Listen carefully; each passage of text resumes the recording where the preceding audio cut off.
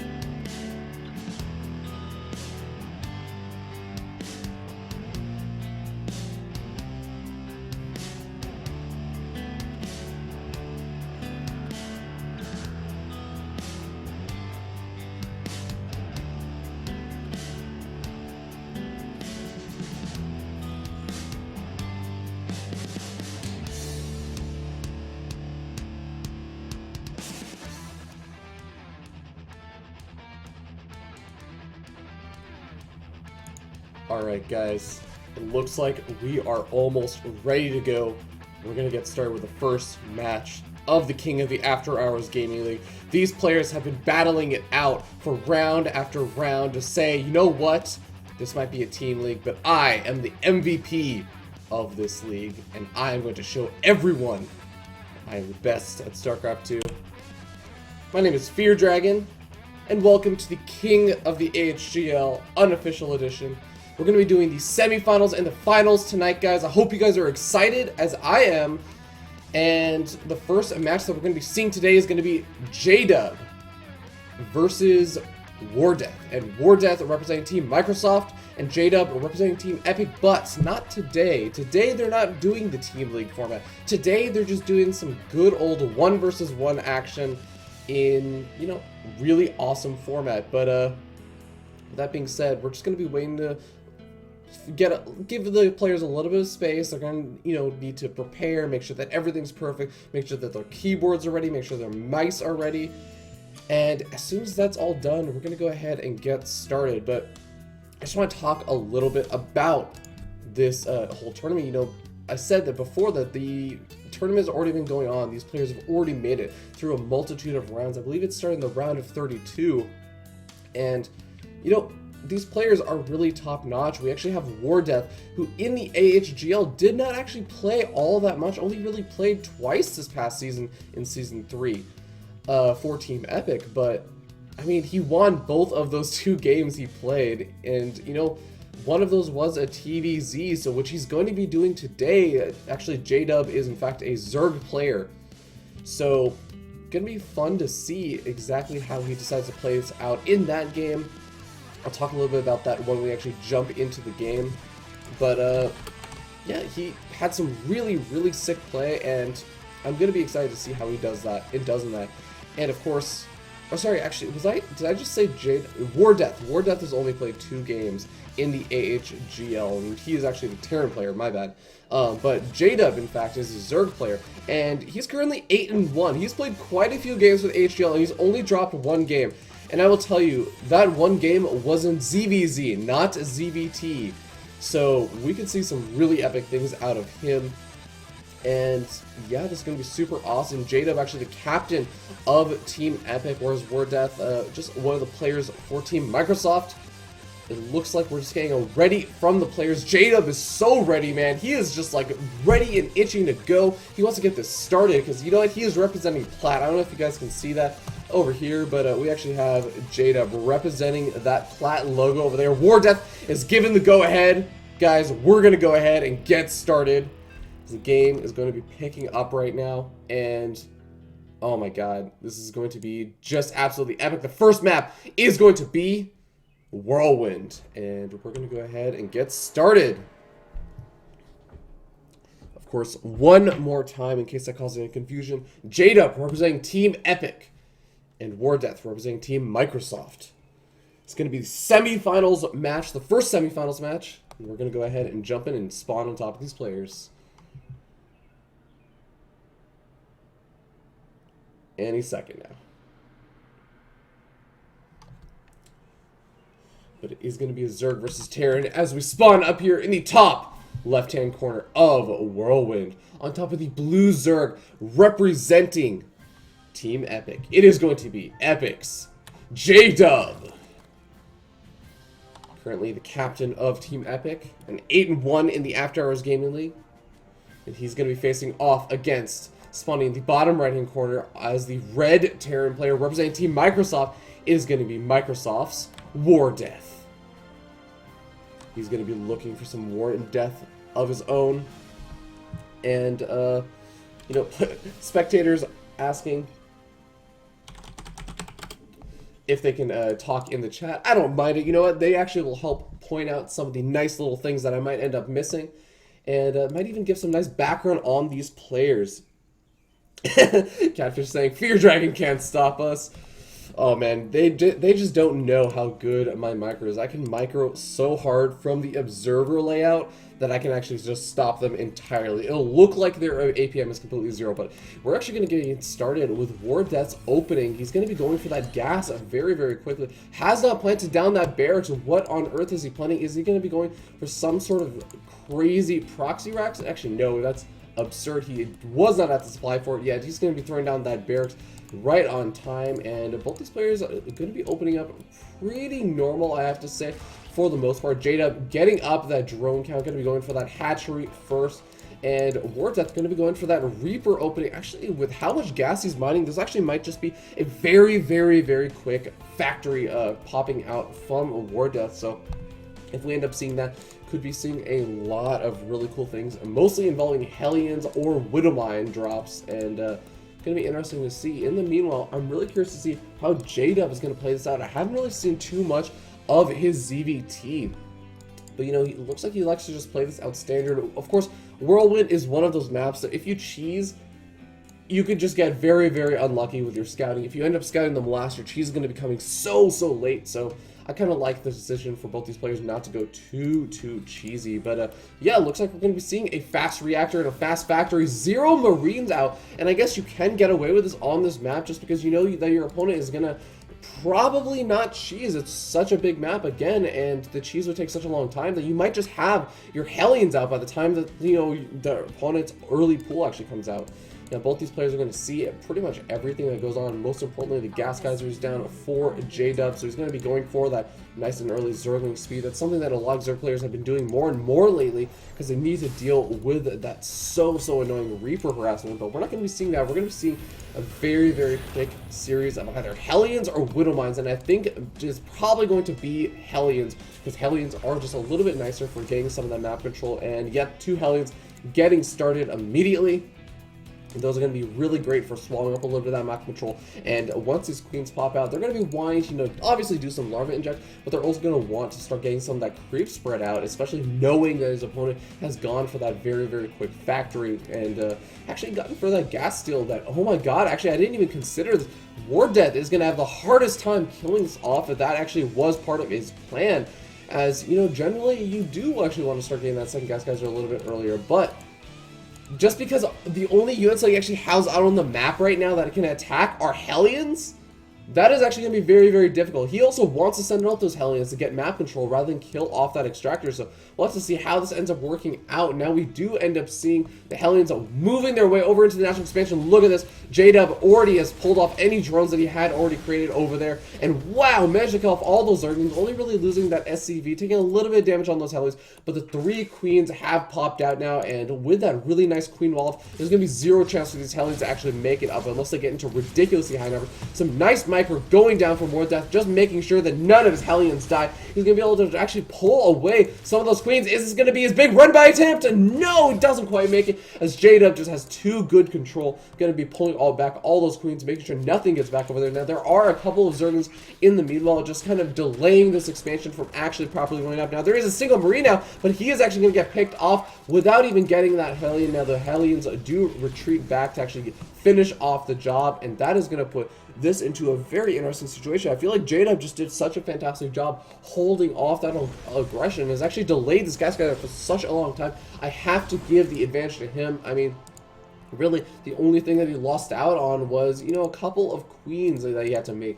And you can use those queens anyways for some nice creep spread and whatnot. You can see over here he's already starting a little bit of that creep spread. And yeah, he's produced a couple of Zerglings. Actually, I feel like this is a little bit of an overproduction of Zerglings. Probably a little bit unsure whether or not his opponent was about to go do some huge aggression with an absurd number of Hellions. But still, I mean, he's in a pretty good position. Those Zerglings are going to be useful with those Hellions that are moving away across the map. Now, we do see Wardeath adding on a couple of factories, and ironically adding on factories when he doesn't even have a second gas geyser finished. So it's going to be a bit interesting. I'm curious how his economy is going to end up balancing out. It just looks like we'll probably just see a ton of Hellions coming out.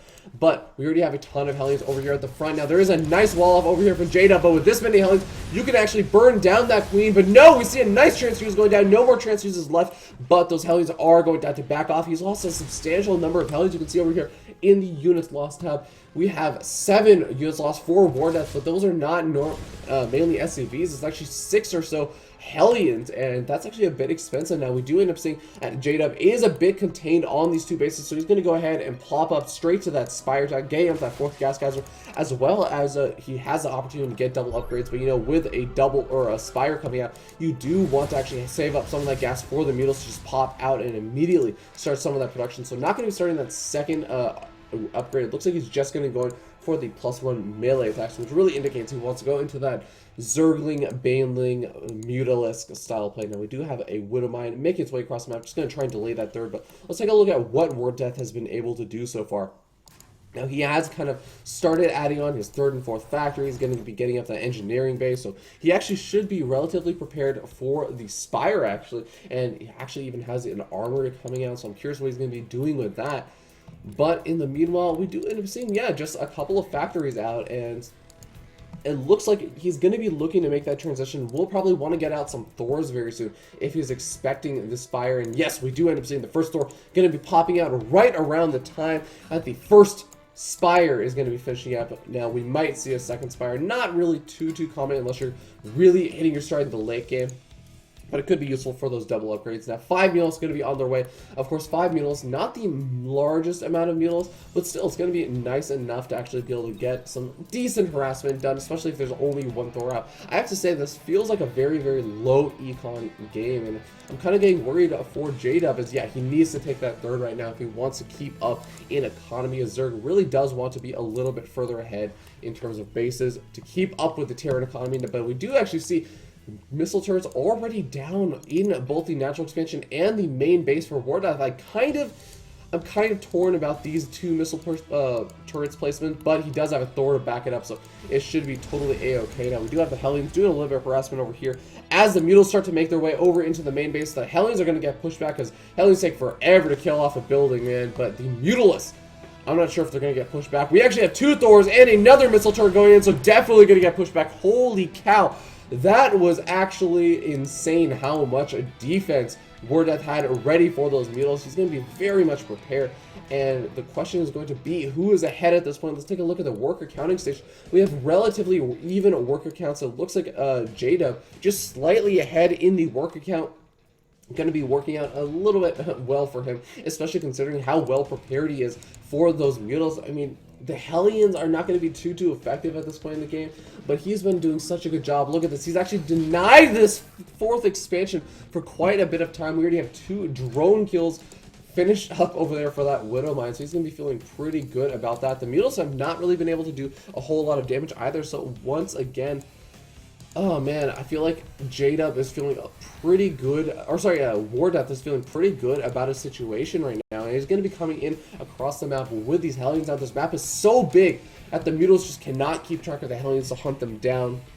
On some smaller maps, you can do that and really just do a great job of controlling the map with your Mutals, but unfortunately, it looks like the Hellions are going to make their way over into the 4th expansion.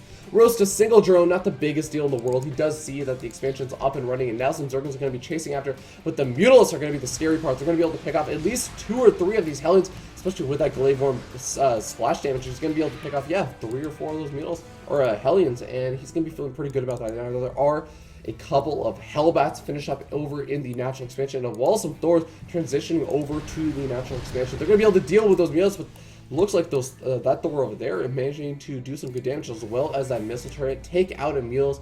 And J-Dub, oh man, he just has not been able to find a good use for those mules, but it looks like the tech transition is going to be coming out. He's going for the Swarm Hosts, and that's going to be interesting because the Swarm Hosts can actually be very, very effective against this mech army, but it takes time for it to be effective against the mech army. It needs to go wave after wave to deal with it. And with all these Hellbats out, although a couple of those Hellbats do get taken out, I mean, Wardeth's going to have a bit of a harder time making this work, but he has a lot of SCVs, so he actually can keep those Hellbats alive to those Locusts. Now, we do end up seeing just some really nice creep spread coming out for J-Dub. He does want to have that creep spread out just to delay his opponent, force out a couple of those skins. The Hellbats are doing some good damage over to those Locusts, and the Mules not really finding an opportunity to dash in. They do need to try and stay alive, because if you can somehow manage to do enough damage to either the Thors or, you know, even the Hellbats, he's going to be able to swarm in with either the Mutalisk or some Zerglings, and that's going to be super duper effective considering, and there's only really 1 or 2 siege tanks out. That's going to be only marginally effective against some of these Locusts. Really, the Hellbats are going to be doing a lot of damage, and a couple Spine Calls going to be buying some time. The Swarmos are forced to retreat a little bit. They do actually have that Locust upgrade, so they actually should be able to attack from a bit of a further situation back now. The Mutals are trying to go in, pick out some of those reinforcements. It doesn't end up working out, as there are Thors in those reinforcements, and that is very, very painful to deal with. Now, we do end up seeing Locusts trying to pick off those Thors, but oh my god, the SCV repair is just too effective right now. It's just not going to be working out. Now, it looks like the Mutals have finally hit some targets that they can actually take out as they start to whittle away at some of those siege tanks, but another reinforcing round of those Locusts do come in. Are they going to be able to pick off one of the Thors? One of the Thors goes down. Will they get a second Thor? If they can take out this second Thor, it's going to be really, really big, because now there's only 1 Thor left over, although 2 Thors are going to be reinforcing. The Mutals also really almost non-existent on the map, actually completely non-existent on the map. And this is going to be such an uncomfortable situation for J-Dub, who's lost his 3rd expansion. But Wardeth is going to have to retreat for a little bit. He's going to be looking for another angle that can do some damage on. But the Swarm Hosts are completely unburrowed. It looks like Wardeth did not take advantage of that. The Swarm Hosts are going to be popping out their Locusts right now, and they're going to be trying to deal some damage. They managed to take out a couple of those Hellbats. Those Hellbats, despite doing a lot of damage to those Locusts, just do not actually have the health to keep up with those Swarm Hosts, you know, popping out the Locusts and dealing such an absurd amount of damage. Now, we are going to see some very aggressive SCVs trying to take out one of those Swarm Hosts. We'll have to see if that actually ends up working out. That Swarm Host should be able to burrow in without really too many issues, but here's the issue. Wardeth has a very, very scary army. He has a ton of Hellbats. He has a good number of siege tanks out now, and some Thors that actually deal with any kind of Mules transition. And what does J-Dub really have at this point? He has a couple of stray Swarm Hosts that are going to actually get taken out. A single Swarm Host survives, but does get scanned and taken out. Now, I feel like, you know, Wardeth is doing a good job of all this, but he needs to take his 3rd expansion. He needs to really boost up on that economy, knowing that he's done some damage to his opponent's economy, as he has to be a little bit careful. He's doing a great job containing his opponent, forcing all these Swarm Hosts to just be completely defensive, because this is a very, very scary number of Swarm Hosts. But Wardeth could get some good damage out in here, but no! The Locusts are going to be doing the big damage over here as they manage to take out Thor after Thor. The Hellbats are in the back. They're not where they want to be, but it doesn't matter now, as we end up seeing Wardeth's entire army get taken out, and now he's going to be in such an uncomfortable position. He has to get the siege tanks back up. He has to start sieging up in a defensive position. He is not going to be able to take his 3rd anymore, because the Swarm Host count is just absolutely insane. And now we're going to see the counter, I guess, complete setting up of an offensive position from J-Dub, as he just gets over here, over to the outside of the natural expansion. He's going to be able to continuously pop out those Locusts, and Wardeth is not going to be able to establish that 3rd. It's going to be such an uncomfortable position for him, as J-Dub has had that 3rd up, and he's going to be able to get this massive unit production. Look at how many Locusts come out when J-Dub decides to attack, and he's going to be able to pick off, it looks like, 2 of these siege tanks for completely free, and even potentially some SCVs. This could be absolutely huge as we end up seeing the SCVs going down. Oh no, the critical blunder from Wardeth, as he ends up losing a good chunk of those SCVs. It looks like some Hellions trying to do a run by, trying to do some damage over here in J-Dub's base, but a really nice wall off going up 2 evolution chambers, finishing up that wall off just to make sure that those Hellions cannot do any extra damage, as it looks like they managed to do some good damage over here at the 3rd expansion, as there really wasn't much of a defense. But now we're going to see J-Dub doing his own counteroffensive, but look at how many siege tanks there are, and actually sieged up. That means that the Locusts are going to take out almost immediately. And wow, this is going to be such an intense game, but look at the supply differential. We can see that even though J-Dub has lost some of those workers, he's down to just 40 workers. we can see that he just has such a ridiculous army, and unfortunately War Death tried down CW, tried to move out, but it looks like it's going to work out very much against him. His entire army gets taken out. Even some of these Hellions going to be taken out, and with another reinforcing round of Locusts, I feel like the chances of War Death defending are going further and further down, as really this base is so completely exposed. There are no units over the natural expansion. GG comes out from from War Death, and J-Dub takes game number 1.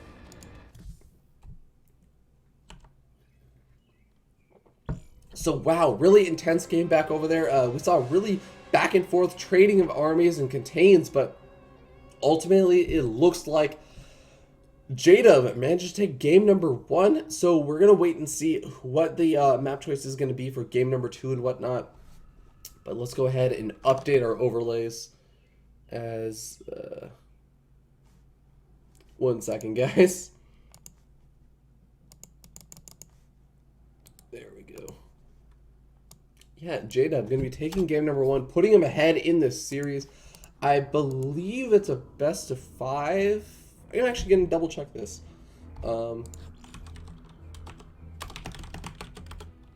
But with that being said, a really awesome game, and J-Dub really just showing that, you know, even if you take some substantial damage early on, even if you get contained, you can just build up a massive army of Swarmos. And, you know, with that mech army, it's so immobile, and you need to make sure that it doesn't get caught out of position once. If it gets caught out of position once, you just instantly lose it. That's it. You don't have an army anymore, and you can't defend your 3rd expansion. You can't defend your natural expansion or anything. So that ended up not really working out for for War Death, and I'm curious if he's going to be going for that mech army again, because really it's so difficult to continuously have fantastic positioning with your army, with a mech army, and if you don't, you just lose. That's kind of the issue. He had a great contain going on. He did a fantastic job holding off any of that Mutalist aggression, but eventually the Swarmos count just got a little bit too high, and I feel like there was a little bit of indecision from War Death as he tried to figure out where he could do damage after he managed to take out the 3rd of his opponent, J-Dub. And after that, kind of meandered around the map a little bit with his mech army, which is not something you really want to do with a mech army. You don't want to really be meandering. You want to have very clear and concise goals of where you want to go. You want to say, I'm going to take out the 4th expansion, then I'm going to go home. Or I'm going to take out the 4th expansion, then I'm going to set up directly outside my opponent's natural expansion, make sure that they can't actually move out anymore. Or, you know, I'm going to go ahead and just try and go for the 3rd and the 4th expansions, and then go home. But we didn't end up seeing that, so I'd really like to see that out of War Death if he decides to go for that mech army once again. But yeah, we're going to be jumping to the next game, as it looks like the players are pretty much ready, and map is going to be Star Station. So hopefully War Death has something epic planned for us on this map, as the game is going to be getting loaded.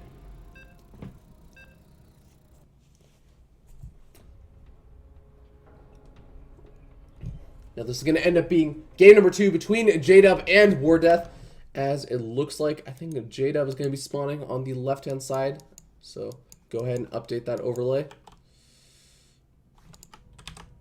Yep. As he's going to be leading 1-0 as we spawn on top of it in the top right-hand corner of Star Station as the purple Zerg. He's going to be representing Team Epic. It is going to be Epic's J-Dub. And his opponent spawning in the bottom left-hand corner of Star Station. It is his map choice, and he is a little bit behind, so he's going to be making it look some sort of comeback. It is going to be Microsoft's War Death. Now, in that last game, we saw War Death go for a very fast factory play. Literally did not make a single Marine that game. Actually went straight up from the barracks and immediately plopped down a factory and got up a reactor just due to a very early gas geyser timing. And it doesn't look like we're going to be seeing quite as early of a gas geyser timing this time. Still relatively early, so I mean, we could actually still end up seeing that same old very quick factory play. But this could also be a Reaper opening, and of course, J-Dub has to be wary of that. I mean, you have to be wary of the potential for all those different openings. And, you know, I have seen that in the After Hours Gaming League, War Death has gone for that Reaper opening before, and it was pretty effective. So we'll end up seeing whether or not he's going to go for that. You know, I kind of feel like he's not really going to going for that, actually, just considering how early this Gas Geyser really was. He's not even going to have his barracks finished up by the time he has 75 gas, much less 50. So probably going to be going for that same style of opening. So how is J-Dub going to react? It looks like he's going to be going for a very aggressive build himself. He's actually already plopped down that Sponicle, already started mining gas. This is going to be a very early speedling pressure build, and let's see how effective it is. Normally, you don't actually go for this against a Terran player just because they can wall off, and then it becomes a very, very difficult to actually do a whole lot. But, you know, we'll have to see how effective it could be. As, you know, we have seen that War Death has been skipping out on those Marines, and this could be very, very effective. We end up seeing the drone going to be coming in. He's going to see, oh, you don't have any Marines on the way. You're just going to go ahead and make a factory? Well, okay, then maybe I can just send out a ton of Zerglings. He's going to be making 2 for right now, but that's just because he doesn't have the larva for it. As soon as he gets out some larva, he's going to be able to massively produce a ton of those speedlings. As it looks like Speed has started researching, and we're just going to be wondering, hey, where's your expansion, man? I got to be prepared for this. As he's going to go ahead, finish that wall off, get up a reactor. That's not a tight wall off, right? There's a gap over there. Oh god, that could actually really work out terribly for War Death if he doesn't have a good unit control and making sure that those Zerglings with speed do not get into his opponent's base. But in the meanwhile, we do end up seeing J-Dub taking that expansion, so he's going to be looking for some sort of transition out of this. But I still feel like this is a very, very fast speed research, as you know, normally when you end up seeing that kind of fast speed research, you expect to have some sort of pressure for your opponent. And yeah, we're going to see a supply depot go down, a third supply depot to finish up that wall off. And I kind of like this positioning, I guess, on the reactor. If it's out over here, then it can take substantial damage from the Zerglings and whatnot, just because they have so much surface area. But we do end up seeing yet again that Gas Geyser being stolen by J-Dub. So we'll end up seeing whether it'll be effective. It does kind of cut back on the possibilities of your opponent. It stops things like Banshee play. It also makes it that those initial Widow Mines can't come out too early. So we'll end up seeing, but we do end up seeing actually a Marine popping out this game. So this Marine gonna eventually be able to take out that Extractor. It looks like he really does want to get up that faster starport and whatnot, but we do end up seeing a CC going down as well, and J-Dub getting out his own expansion, and he's got a couple of Zerglings over there. He's going to start to transition over some of his units, has stopped mining gas, so it looks like he just wants to hit his stride in drones as well as, I guess, Zerglings to try and deal with these Hellions. But Hellions going to be a little bit more effective this game, I feel like, just because, you know, J-Dub, he doesn't really have an opportunity to get a full wall off set up over here already, and that's a bit annoying for J-Dub, as those Hellions can now just kind of run around in. They might actually be able to get into the natural expansion. But the fact that, you know, he did delay that second round of Hellions for a little bit, just because, you know, he had to force out that Marine to kill off that Extractor, just kind of pushes things a little bit further back. He doesn't have quite as many Hellions quite as early on, and that actually means that those Hellions are not actually going to get the opportunity to really jump over into the main base, at least not before J-Dub has the opportunity to throw up a wall. And as we can see, finally that creep spread is kind of hit up a little bit, and he actually has a good amount of energy on those queens, so could really start to do an absurd amount of creep spread very, very soon. But these Hellions are going to be doing their best job to deny that creep spread. They want to get that map control to the best of their abilities, and they're going to be moving around. I would like to see them maybe plop over to that Zolnar Watchtower, because really, this Zergling just basically sees everything that those Hellions are doing, and it's going to be a little bit hard for War Death to actually catch a J-Dub off guard. And actually, I don't think that War Death actually knows about this third expansion that's been taken. No, he does not. And that could be a bit annoying, as he is only just now going to be taking that natural expansion. Now, there is a Zergling over here from J-Dub, and he's going to be prepared to, you know, do a little bit of harassment over to these SCVs as the command center does land. And Hellions going to be trying to poke forward, but look at this.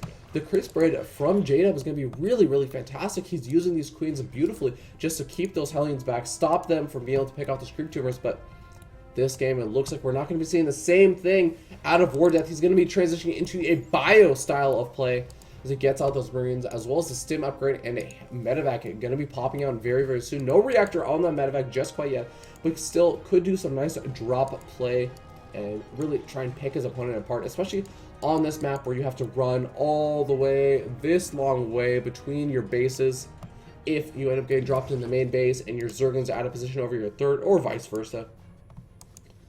But in the meanwhile, Hellions also going to be pretty effective, I feel like, as they're going to really be able to force J-Dub to split up his units, as all these Zerglings are going to be coming in. But look at this Hellion count. It's actually pretty good. Even though he has not been able to stop that creep spread or the third from going up, he's definitely going to be able to delay those drones from really be able to be too effective. But we see Roaches out, actually, as Roach weren't finished up, and that's a bit of an interesting decision. Normally, a Zerg player these days really only goes for Roaches if they're a little bit worried about either being out-controlled by a Hellion player or if they want to go for some really aggressive play. But we end up seeing these Roaches trying to find those Hellions, just barely missing them, and the Hellions actually also going to be barely missing the Roaches. But the Roaches, are they going to be a little bit aggressive? I feel like they're not going to really get too much done over here.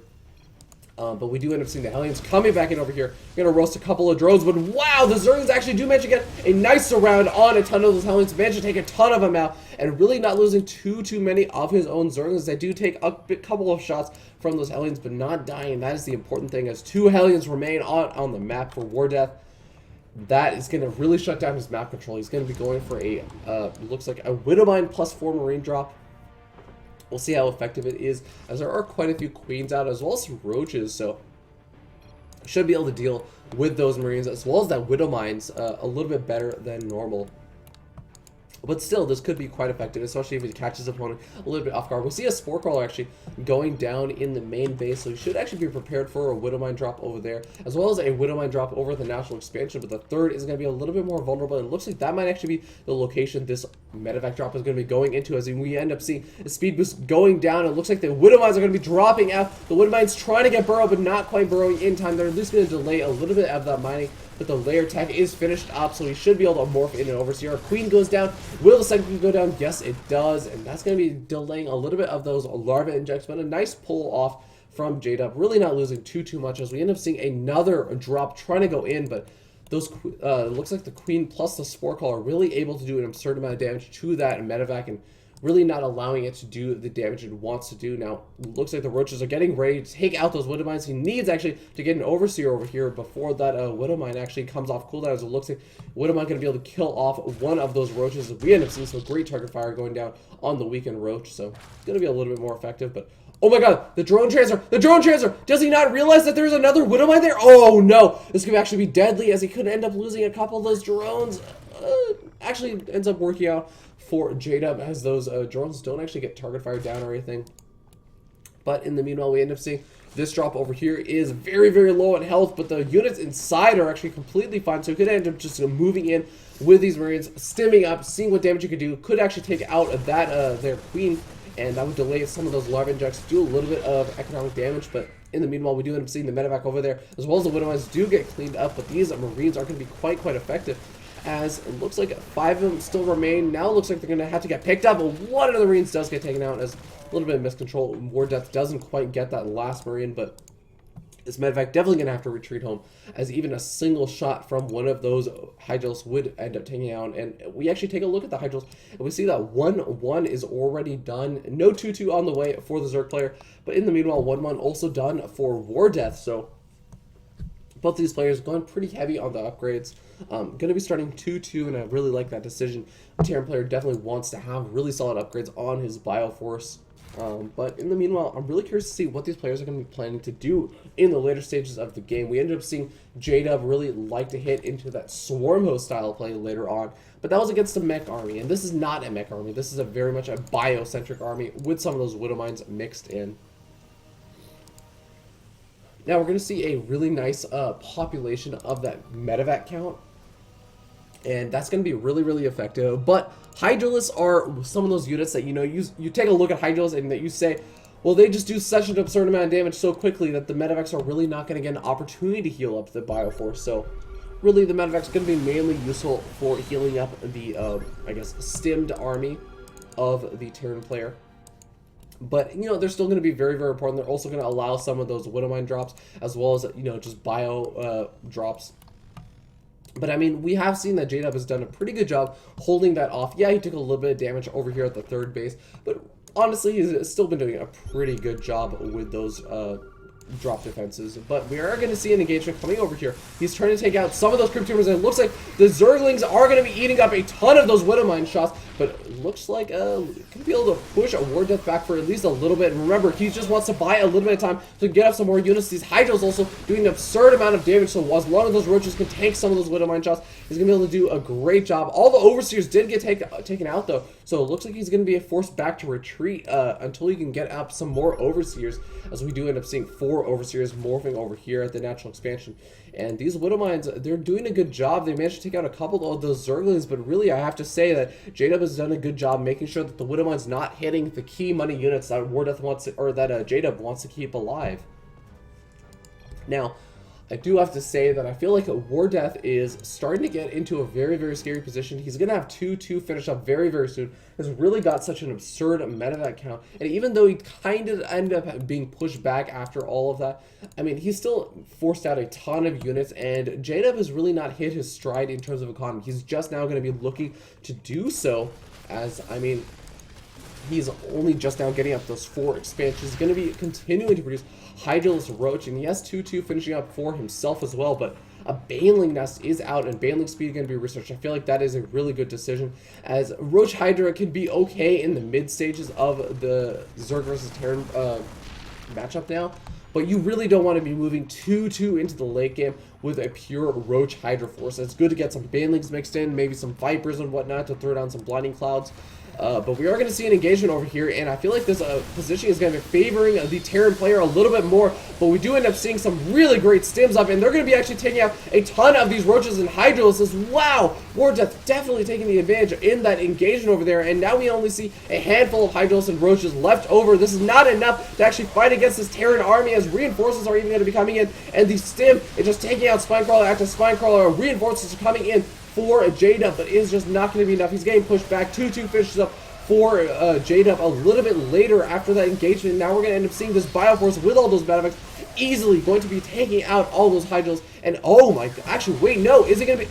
Oh my god, he's actually forced to retreat. This is amazing, but he's going to be going straight into the main base, and now we're going to end up seeing these very slow Hydros trying to make their way into the main base, but no, it was a complete juke. He's going to come back over here to the 4th expansion, see how much damage he can do, but it looks like J-Dub finally has the forces that he needs to actually just stop all those drops, and he's finally going to be able to take out that army. So really, really impressive. I actually thought that War Death was coming out ahead during that engagement. It looks like, in fact, War Death taking the reinforcements that normally would have gone to that engagement. I'm going to go ahead and jump over here to the 3rd expansion, manage to take out the Queen, and in the same time, a ton of these Widowmines actually just being forced to take it out. Oh my god, the Medics, they're sitting right on top of the Hydros. They need to actually get into a better position, as it looks like the Bioforce finally does come back in to actually defend those Medevacs, but some nice Baneling hits going off. His Bioforce is really, really not being quite as effective as he could have been in that engagement, but you know, still really maintaining a huge supply lead, as we can see that he just is going to be able to easily take out this 3rd expansion, and now that's going to drop J-Dub down to just 2 bases mining that 3rd or that 4th expansion, really not mining, and all these drones are going to be so vulnerable. It looks like J-Dub needs to find some sort of way to take out this army before losing all those drones. He's going to be losing all the reinforcement units popping out now, and now we're going to end up seeing War Death start to move in. No, not going to go after the drones. It's going to be going straight for the jugular, and there could be some really big Baneling hits over here, as the Banelings do get target fired down. It looks like War Death going to be taking the advantage in that engagement. They're going to end up seeing the GG coming out from J-Dub, and we're going to see this series go 1-1, tied up as War Death takes game number 2.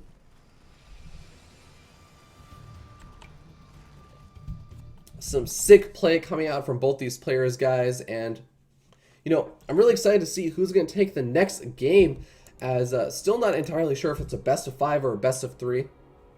But, you know, we really did see some really good aggression coming out of War Death. And honestly, I have to say, it just really came down to really hitting his stride in macro. We saw him constantly at a supply lead in that game, and was constantly able to just macro up an army, even when he ended up losing the engagements overall. Like, at the very end, he just didn't have the units left over, whereas J-Dub did have units left over. War Death just had another army behind it, and he would just continue to be aggressive with that army instead, and J-Dub just really couldn't keep up. He ended up losing his expansion, and after that, it was pretty much GG. So, really well played by both of those players, but this is going to tie up the series 1-1.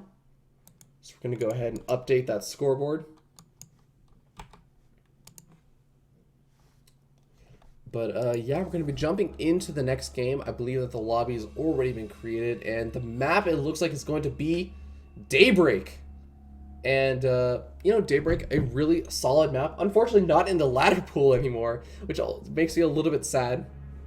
Daybreak, one of those classic maps, almost like Zelnage Caverns, where everyone would just play it. It was just kind of the consensus map in Wings of Liberty that it was the most fair map to play on, but not so much in Heart of the Swarm anymore. That we have a lot of great maps actually in Heart of the Swarm, and you know, I have to say Daybreak sort of want to favor the Terran player a little bit on this map, just because as long as the Terran player is able to establish that third expansion, the fourth expansion really isn't too difficult to take against that Zergling, Muta-Baneling style that we've seen out of Zerg players so often. But actually I have to say, J-Dub really not favoring that too much. He did sort of go for that 2-base Mutals play in game number 1, but it sort of didn't end up working out. Even though he did end up winning that game, don't get me wrong, you know, the Mutals just did absolutely no damage, and War Death really prepared for that Mutals type of play. So we'll end up seeing whether or not he decides to go for Mutals. But, you know, Swarm Host I kind of like on this map. I actually think this is not a terrible map to go Swarm Host on. Actually, if you take a look at this map, as you know, kind of jump into this view, you can see just how spread out the first, second, and third bases are. They're going to be spread out this way, but as long as you actually get a couple of, like a really nice wall in going on over your third base, maybe even get some Widow Mines over there prepared to deal with Zergling counterattack, then the Terran player can actually just have a really strong mech force and do a great job controlling the map. I mean, you even consider you get the Planetary Fortress up over at the center expansion, whichever one that you end up spawning at.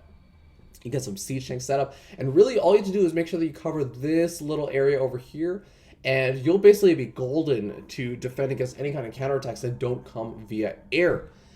And I feel like Terran is going to feel pretty comfortable on this map unless the Zerg is able to get up some really scary Locust counts. And, you know, I mean, it's like you saw in that game number 1 where the Locust just did an absolutely absurd amount of damage to the Terran force when they got caught out of position. So with that being said, we're going to be getting ready into the getting ready to get into the game. As yeah, sorry guys, I was actually completely just talking about the map as we got ready to jump into the game. But game is getting started, and we're going to be jumping into game number 3. Pretty excited, guys. Let's go ahead and do it.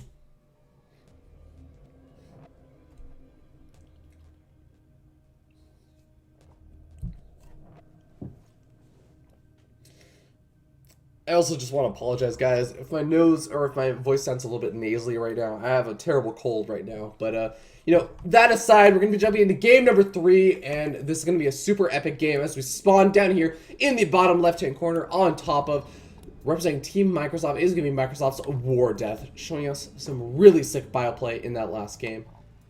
And his opponent spawning up here in the top right-hand corner as the red Zerg player representing Team Epic. It is going to be Epic's J-Dub. He's going to be looking to show us how many different ways can a Zerg player choose his tech path in this matchup. And, I mean, he's basically gone for everything except for Infestors and Vipers in this series. And it's going to be interesting. But, you know, again, the series is tied up 1-1. And I'm still not actually sure yeah, I was going to say if this is a best of 3 or a best of 5. Thank you so much, Catfish. Oh, it is a best of 3. So this is going to be match point, guys. It's going to be the game that decides it all. And of course, you have to remember that whoever won the last game does not get actually to pick the map choice. It's whoever won game number 1. And that was, in fact, J-Dub. So J-Dub picking a Daybreak. So hopefully he does have something planned for this map. Now, we do end up seeing War Death going for that same opening he's been going for in all of these games. With a very fast gas guys are going to be plopping down that barracks and immediately going straight into factory play. I would have actually liked to see him maybe mix it up in this game. Maybe go for a Reaper or something. But we're not going to end up seeing that. And J-Dub looks like he's kind of saying, oh, well, my opponent's kind of always gone for that, so I'm just going to go ahead, throw down that spawning pool, get up a hatchery at a relatively early time. And, you know, a drone does beat out an SCV in these oh, actually, wait, no. Did the SCV get off the first shot? Wow, I I could have sworn that a drone beat out the SCV just because it had a little bit of natural health regen. It would regen more than 5 health at a time. But, oh, engineering bay going down from, looks like War Death, and J-Dub going to have a slightly delayed natural expansion. That's going to be a little bit annoying. Shouldn't be the biggest deal, though, as he does already have that spawning pool started up. He did start it up relatively early. And I'm curious whether or not, you know, J-Dub's going to change his plans right now. This drone's going to be whacking away at the engineering bay, and it does finally get canceled, so really not going to be the biggest delay. It's just a small little delay. Maybe try and push your opponent a little bit off of edge, considering, you know, this is, again, match point, and we are going to see that factory with the reactor plopping out from War Death. Really, really liking that style of getting out of very, very fast Hellions without even making a single Marine. It really takes going mech to heart when he does go for it, and eventually he might transition over into Bioforce. But in the meanwhile, I'm curious what exactly J-Dub's lair tech is going to be, because that is really the most interesting thing that I've seen out of J-Dub, is just the fact that he's gone for Hydralisk, he's gone for Swarm Host, he's gone for Mutalisk. And yeah, I feel like there's a lot of opportunities. Again, I really would have liked to have seen him mix in some of those Vipers, though, in that last game, because I feel like, especially against a Bioforce, being able to throw down the Blinding Cloud, especially when you're in those kind of chokish areas on Star Station, over on the right-hand side where we saw that big engagement, I think it would have been very, very effective, just because, you know, you can cover so much of your opponent's army in Blinding Cloud. It really negates a lot of the effectiveness of that Bioforce. But we do end up seeing a Zergling actually making its way over in here into the main base. There are actually 0 units out on the map for War Death. Only 2 Hellions going to be popping out. They should be able to take out that Zergling. But, I mean, a nice little scout off for J-Dub. Not really seeing anything too special. But he does see that his opponent is going for that very, very same style of get out those Hellions without making any units. And it's a bit of a greedy style, and we probably will see, yep, the command center being plopped down for War Death. So sticking to his guns, sticking to his builds, not really changing it up too much. But, you know, J-Dub, he does actually have that Gas Geyser finally finished up. A little bit of later Gas Geyser than some of those previous games. So he's going to have a little bit later of a Zergling speed research. We'll have to see how that ends up working out, as the Hellions are going to be coming in. He's going to actually just be depending on those Queens to get the block off, and one drone does go down. Not too terrible, considering he doesn't end up losing. Oh, he does end up losing a single Hellion. Not entirely ideal, but, I mean, really not the worst situation possible. He does make sure that, hey, you have to force out all these Queens, and if you want to defend, Queens are a little bit annoying to make. They can be useful for creep spread, but generally a Zerg player does want to just focus on getting out those drones, as well as maybe make a couple of Zergons. But speed is going to be starting to research. Again, a bit of a later speed, as it looks like J-Dub realizes, hey, on this map, my opponent really can't do a whole lot to actually do any damage to me, as long as I get that Queen block off over at the natural expansion ramp. And hopefully he does actually prepare for any kind of big Hellion run by over to the natural expansion, but doesn't look like it's going to be happening just quite yet. Now we are going to see some barracks being added on, so it looks like War Death wants to prepare for that bio style of play once again. It worked out for him in the last game, so definitely couldn't blame him for going for it again. We did end up seeing, I think, a drone get taken out that was trying to make that third expansion, as it looks like finally this time the drone is going to make it over there and actually get that down. But now we end up seeing no actual wall off over at that main rep. The Zerglings just barely not getting the complete wall off. And, oh man, the Hellions do manage to get their way up into the main base, and now they're going to be able to work their way on those drones. A couple of those Hellions very, very low in health, though. Only 2 Hellions remain. But look at this. They're getting some great shots off on those drones. And even though some of those Hellions have already gone down, these 2 Hellions are being quite effective. 8 workers already killed. He might actually even be able to get a 1 or 2 more. 1 more goes down before the Queens, in their ragtag group of friends, manage to take out those Hellions. And I have to say that War Death are probably pretty happy with that little aggression, as he's going to be able to take his natural expansion and whatnot. He's pretty much taken, actually not actually taken a lead in that worker count, but still, I feel like he's going to have a relatively scary force. I can actually do a little bit of push out within maybe 1 or 2 minutes. And what is J-Dub going to have? He does have Zergling speed finished up, but double evolution chamber is going to be going down. We might actually see a Muta Zergling Baneling force coming out, especially with these extra gas geysers taken. And he is going to have the gas geysers up his third very, very soon, I'm sure. But a little bit of a push out from War Death. War Death really just liking continuous aggression in these games. Now, we do end up seeing a Baneling Nest going down. Yeah, Lair already finished up. Could see a Spire plopping out very, very soon, but he does see that there is some of that aggression coming out, especially with this Overlord that is going to get taken out. Not going to supply block him, but very, very annoying. He's going to need to make another Overlord to try and just have the supply ready to deal with this force as we end up seeing, oh, actually, wow, 7 drones actually going to be plopping out from J-Dub. So actually completely not afraid. Realizes that, hey, this force really isn't big enough to actually do a whole lot, so he's going to be fine. Feels safe, especially with this big Zergling force over here, and a Baneling Nest already finished up. Baneling Speed going to be starting to research, and as well as +1/+1. Now, we do end up having +1 a little bit ahead for War Death, but no +1 armor actually coming out for him. So eventually, I feel like, you know, J-Dub is going to actually be plopping a little bit ahead in the unit upgrades. Now, we do end up seeing, oh, actually, Hellions getting taken out by those speed Zerglings. It looks like War Death a little bit off guard, despite having the Zelnaga Watchtower. A little bit of, you know, I guess his attention was somewhere else. So, been unfortunate.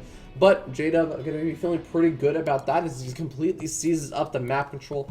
Only really Marines and a single or 2 Hellions out on the map. Not really a whole lot to actually seize that map control, especially if some of those Banelings do get morphed up. And we do see the Spire going down for J-Dub. So Mutiling Baneling is going to be the big tech choice from J-Dub. We'll have to see if it's more effective on 3 base than from game number 1 where he tried to go for it on 2 base and War Death was going for that mech style, but you know, we don't actually see any missile turrets are really coming out for War Death. He does still have a bit of time left over, as well as a nice, really solid Bioforce, actually. Where is his Bioforce?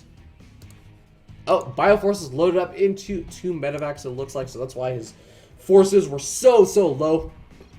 But 2 medevacs are going to be coming in, and it looks like it's going to be coming in right before the Spire ends up finishing up, so no Mutal is going to really be able to be too effective at taking out these medevacs unless this whole drop play lasts for a really long time. We do see some Spore Crawlers actually going down over here at the 3rd expansion. Not really quick enough, though, as it looks like some of those drones are going to have to be evacuated out. Some of the Marines do get picked off, and the Banelings are going to be coming in there, but should be able to get some good hits off.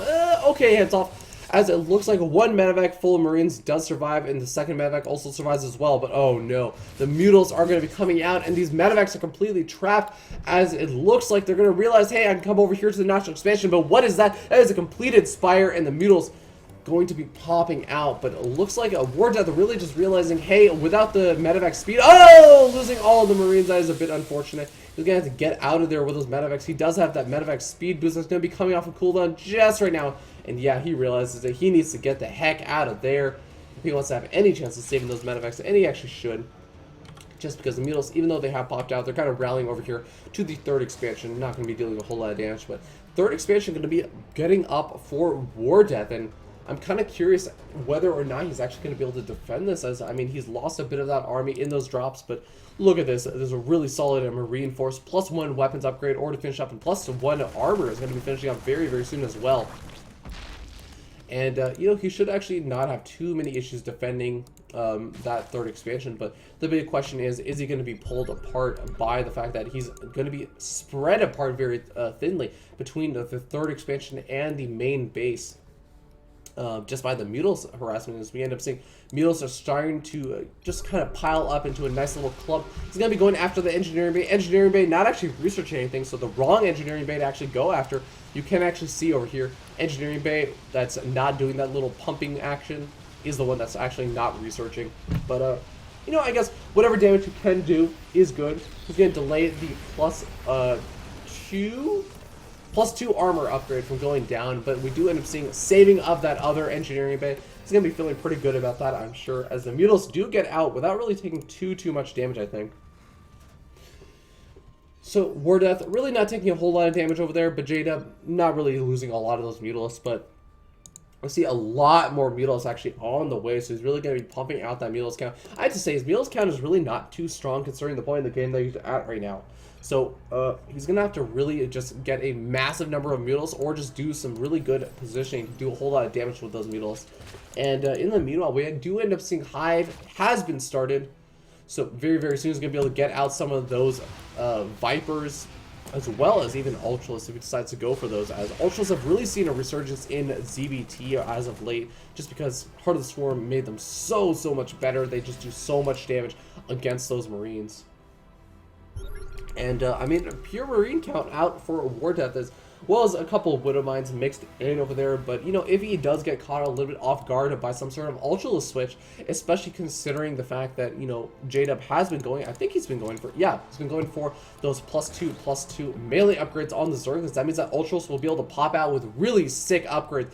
And especially considering the fact that he'd be able to transition out of it from straight Mutilus play, that could actually be very, very scary as, you know, you can get, you have to prepare for them very, very differently. Against Mutilus, you want to get out a lot of Marines, and against Ultras, you want to get out a lot of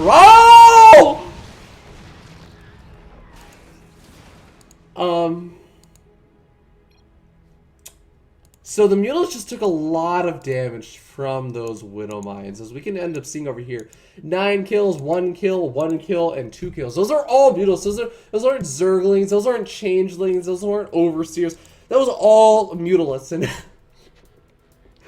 oh my god, let's just take a look at the units lost tab. We can see that this is probably, we do end up seeing a bit of a drop going down over here, as War Death has just not had enough of the carnage, but Medivacs will get taken out by these Mutilus as the speed boost does go down, so J-Dub taking whatever damage he can, but oh my god, that was just so huge. You can take a look at this units lost tab and the resources lost. You can see how much further just from those Widow Mine shots that War Death was able to jump ahead, and War Death is going to be feeling so good about this game now. I mean, you look at this, he has enough missile turrets to deal with any kind of additional Mutilus harassment.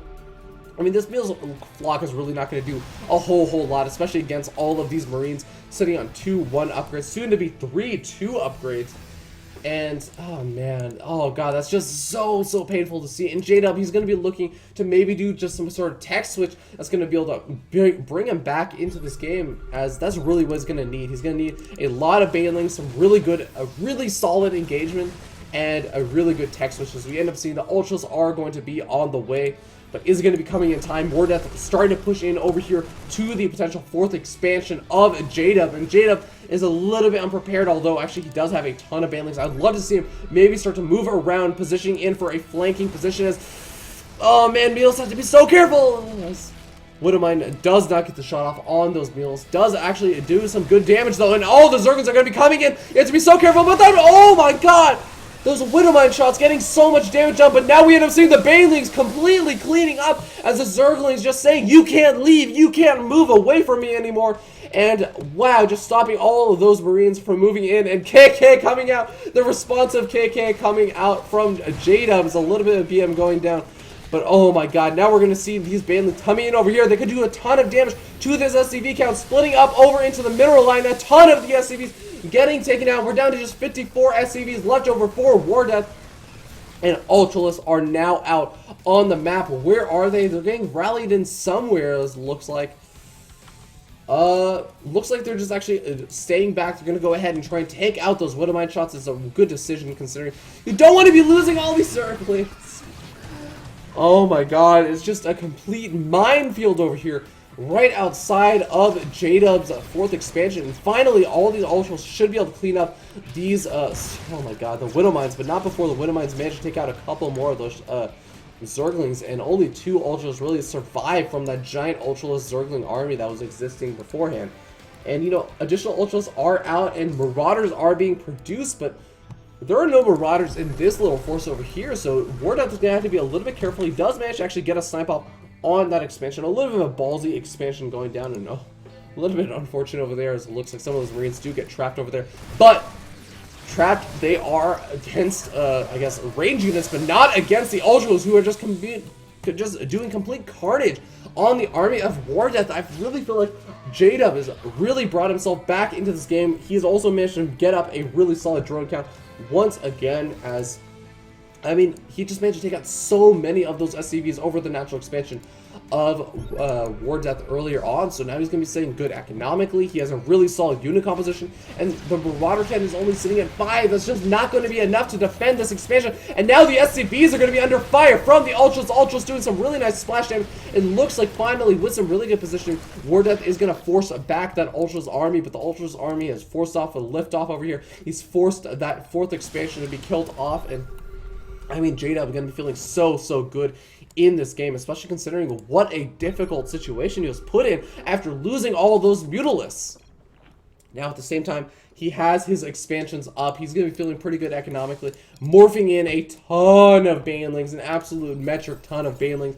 And even though those aren't going to be quite as effective against the Banelings, or sorry, against the Marauders, it's going to be so effective against those Marines if he's able to get those big shots off on. Now, I would really like to see him maybe even just mix in a couple of Hydralisks, or maybe even get out, you know, a couple of Mutalisks to start cleaning up that medevac count, just because that medevac count is getting a little bit out of hand right now. You can see the medevacs really never being cleaned up, and that allows War Death to go for things like this. He can go for a triple medevac drop, and I mean, he can spare the medevacs. Yeah, it's a bit of an army supply taken out, but with some good Widowmine positioning, he can still do some really great defense against this massive, massive Baneling count. But it looks like the Overlords have spotted out those the medevac drops in, and oh my god, those Spore Crawlers managed to take out 2 of the medevacs. They're going to take out the last one, and no damage really being done by War Death. War Death really just not being able to cut a break over here as he comes in over here, does what damage he can, cleaning up some of those creep tumors, but I think he's going to have to back up. Yeah, this is not a force that you can really start to push in over here to that Zerg 4th expansion, even knowing that your opponent had moved up a ton of his army up over into the main base. This is a very, very mobile force. We have Ultralisks, we have Zerglings, we have Banelings in this mix, and Infester's probably going to be the slowest unit of the whole group, but still going to be incredibly effective. Now we are going to be seeing an engagement start to pop up over here, as it looks like J-Bell, he does not want to back out. Those Ultrals are going to be doing massive damage. The Widowmine's doing some good damage over to the Zergling count, but it looks like the Infester's locking down all those Marines. The Banelings just do absurd amounts of damage. And now we're going to end up seeing War Death completely unable to defend this 4th expansion. The Marauder count is thinned out. The Ultralisk is starting to take some damage, but it's just not going to be enough. Look at how many Ultrals still remain, 10 out on the map. Infester's also still alive, able to do some good damage over to some of those medevacs. And I feel like at this point, J-Dub is going to feel a little bit too comfortable for War Death to deal with. War Death going to try and do whatever damage he can over here as he starts to move in with that little group of Marines, but Spine Crawlers are actually going to be able to do a substantial amount of damage to that, and the Ultras, despite not having great unit position, actually, yeah, they do need to back up over there. They will actually get taken out by this small group of forces just trying to move up that ramp. That's not the situation he wants to be in. He should actually toss out maybe a couple Fungal Growths. He needs to keep these Infestors alive, actually. He doesn't want to actually start to fall behind just due to, you know, a little bit of lazy micro. But now we do end up seeing, looks like those Marines do get taken out, as finally it looks like the Queen did manage to take out the medevac, and J-Dub, I mean, he's taken some damage, but he's done a substantial amount of damage, almost 80 supply ahead, and Broodlords are out now. Guys, Broodlords are going to be the finishing touch on this game. We're going to see Vipers out as well. That literally means that we've seen in this best of 3 series every single unit possible for a Zerg player to make. I guess the only thing that we haven't seen are maybe some of the upgrades. We never saw Burrow upgrade come out for Roaches or anything like that, but I don't think it really matters, as J-Dub has really just shown us that Zerg has such a versatility, and he is not the kind of Zerg player that you can just kind of blind hard counter with some certain tech choice. He's going to be going all over the place as he pushes in over here to the 4th expansion. 4th expansion goes down without even a liftoff, because, you know, even with the liftoff, I'm sure that there were some corruptors in that army, and it looks like this is going to be the final stand of War Death. He takes out those rocks just to make sure that he has a little bit more room to move in over here and try and snipe off some of those Broodlords, but now we end up seeing Fungal Growths everywhere going down on the Terran force, and it doesn't even matter. The Ultra is able to get ridiculous amounts of damage in over there, and now the Bioforce is not large enough to take out these Broodlords, although actually it looks like he's actually getting a pretty substantial force, but the Broodlords just sending out a couple too many Broodlings, and he's going to force out a GG from J-Dub. And War Death, wait, what? Okay, sorry, no. War Death tossing out the GG. I thought that for a second J-Dub just tossed out the GG. But that is going to end game number 3, putting the series in favor of J-Dub with some really, really sick play. So, congratulations. J-Dub is going to move on to the finals of the King of the AHGL tournament. With that being said, we're going to take a really quick short break as we jump into our next series, which is going to be... Oh, hold on. There we go. Luminescent versus Medcell Mats. It's going to be Microsoft versus Amazon. This is going to be almost like a rematch from the AHGL finals. But with that being said, we're going to be back in just a little bit, guys. Please stick around as we're going to be just giving myself a little bit of time, fill up on some water, give the players a little bit of time to set up and whatnot. And yeah, we'll be back in a bit.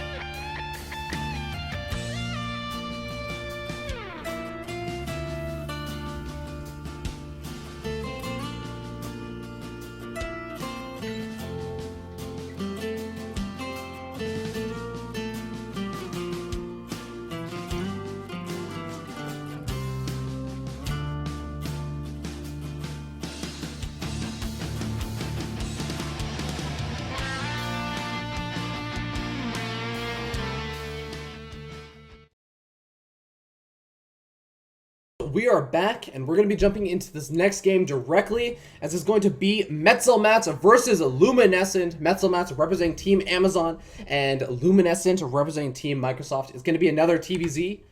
Let's go ahead and do this. The map is going to be Whirlwind once again in the AHGL, King of the AHGL Semi-Finals.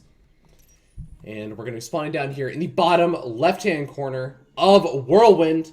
On top of the yellow Zerg player representing Team Amazon is going to be Amazon's Metzelmats. And his opponent spawning down here in the bottom right-hand corner of Whirlwind as the green Terran player is going to be representing Team Microsoft. Is going to be Microsoft's Luminescent. And these guys have such long names, I'm actually just going to go ahead and remove the scoreboard in-game. Sorry, guys. I will keep you guys updated. But, yeah, the score is going to be 0-0 because the game has just begun. The series has just begun. And, yeah, Terran versus Zerg, really just the most popular thing going on right now here in the King of the After Hours Gaming League series. And, yeah, I'm curious to see how these players are going to open up. We saw from the last series, J-Dub, the Zerg player who ended up taking out the victory 2-1 in the semifinals. Really just showing that you can basically go for almost every single tech path as a Zerg player in the game, and you can still win. I mean, we end up seeing basically win with every single different tech path in both game number 2 and game number 3. Or sorry, game number 1 and game number 2. But with that being said, curious to see how exactly Metzelmats is going to play this out. We do end up seeing relatively fast gas going down for Luminescent, but honestly, this gas kind of looks like a Reaper timing gas to me. So that is something that we did not end up seeing in that last game. Do I have the music on? Oh, I guess I do.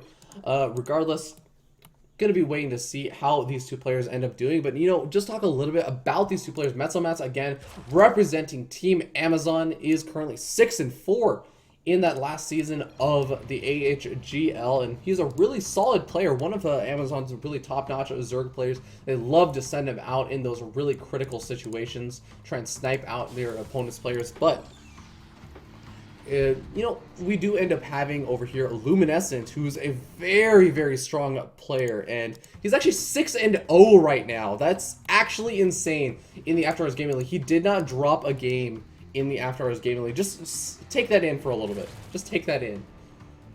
That's actually insane to completely be that reliable. So Luminescent definitely going to be a very, very strong player. I know that I've heard some people saying that he's going to be a little bit of the favorite to win this whole, I guess, semifinals as well as the finals. So we're going to be looking out to see how he ends up playing this out. Now, we do end up seeing the Reaper coming out, and it's going to be after the Marines, so it's going to be a little bit of a delayed Reaper.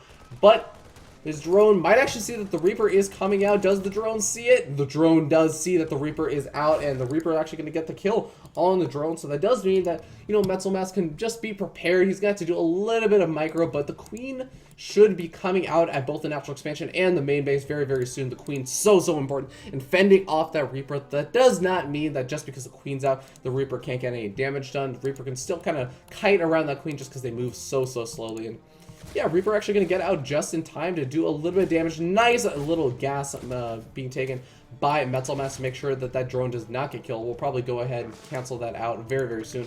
As the Reaper makes its way into the main base, the Queen is out. He ends up seeing, oh, okay, yeah, you're playing pretty normal. You got that gas mining. You're going to be going for that Zergling speed to deal with my Reapers and Hellions. And yeah, everything looking pretty good for both these players. Nothing too crazy going on right now. And Command Center going down for Luminescent, as well as a Reactor. Oh, Reactor Barracks, actually. This is a bit interesting. You don't actually generally tend to see this, and we're going to see a single Widow Mine come out from the factory.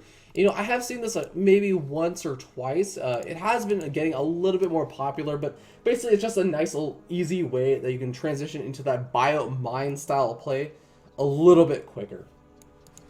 And, you know, without having to go for those Hellions to seize up the map control and whatnot. And this does allow you to also get up slightly faster starport. You can go for some really nice mine plus marine drops. You have maybe like 5 or 6 marines, and you end up also plopping in 1 or 2 mines in the medevac, and you can just actually do a pretty substantial amount of damage because the drop comes so early. So we'll end up seeing whether or not that's what Luminescent is going for, and whether or not Metzelmats will actually be prepared for it. And he does actually have a 3rd Queen going to be coming on the way very soon, as well as a Baneling Nest. So theoretically, he should actually have some good defenses out for it, considering he's also going to have Zergling speed very soon.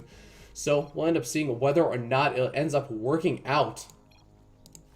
Now we do end up having a bunker down over here for Luminescent. 2 Widow Mines also plopping out, and you know, we actually have a Viking coming out for Luminescent. So Viking gonna just be going ahead, trying to do whatever damage he can actually with that little, you know, aerial attack damage. He's gonna be able to take out a couple of these overlords, but is he gonna be prepared for this big Baneling bust that's actually coming in over here? We actually take a look at Metzelmats. He has a 25 Zerglings out and a ton of Banelings morphing in, and oh my god, Luminescent might actually not be prepared for this engagement, as it looks like the Zerglings going to be coming in. They're going to be trying to do some damage, but the Widow Mines getting some great shots off on those Zerglings. But look at this, the Banelings avoiding any and all of those Widow Mines, getting some good shots off on those workers. But how many workers are actually killed? 1 worker killed, that was it. Wow. Actually, so that really did not end up working out for Luminescent. He's going to be coming in with another round of Zerglings, but the bunker is being repaired. He's going to be going after a couple of those SCVs. Looks like you'll be able to get a couple of them, but I mean, the Marines and the 2nd bunker back over here, and a 3rd bunker actually already finished up, going to be able to easily deal with those, you know, Zerglings, and the Zerglings are really not going to be too effective. And Metzelmat's continuing the Zergling aggression. I'm actually not sure how much I agree with this. I don't know if he can get that much more damage done over here. As we can see, 3 bunkers over here. I mean, how the heck are you going to get enough Banelings to break up 3 bunkers and still do enough damage to also deal with the Zerg army, as well as even be able to take out any of these SCVs? And we can even see Luminescent knows about the fact that there is all this aggression coming. He's actually even split up some of these Marines, has a couple of the mineral line, has some of those Widowmines. He needs to burrow this Widowmine actually, as he wants to be able to take out some of those Banelings. And it looks like a Widowmine does go off, but not actually hitting any of those Banelings. And look at that, great target firing going down, taking out so many of those Banelings, and the Banelings really just not being too effective. They're going to be sitting behind here of the natural expansion mineral line, but look at this. Just a handful of Marines able to take out all of those Banelings, and so much gas has been lost for Metzelmatz. He's falling behind substantially at this point, and even though he's taking his 3rd expansion, you can look at this. Oh my god, there's been a Widowmine actually over in the natural expansion of Metzelmatz's base, and that is so terrible for Metzelmatz. He's going to be losing workers, in addition to the fact that he has not really been able to do the damage that he wants to do over here. Now, does he actually even know about the fact that there is this Widowmine over here? It looks like he has a Spore Crawler over there. He is going to be able to deal with this very soon, but there he just ends up leaving as Luminescent takes game number 1 of the best of 3 series.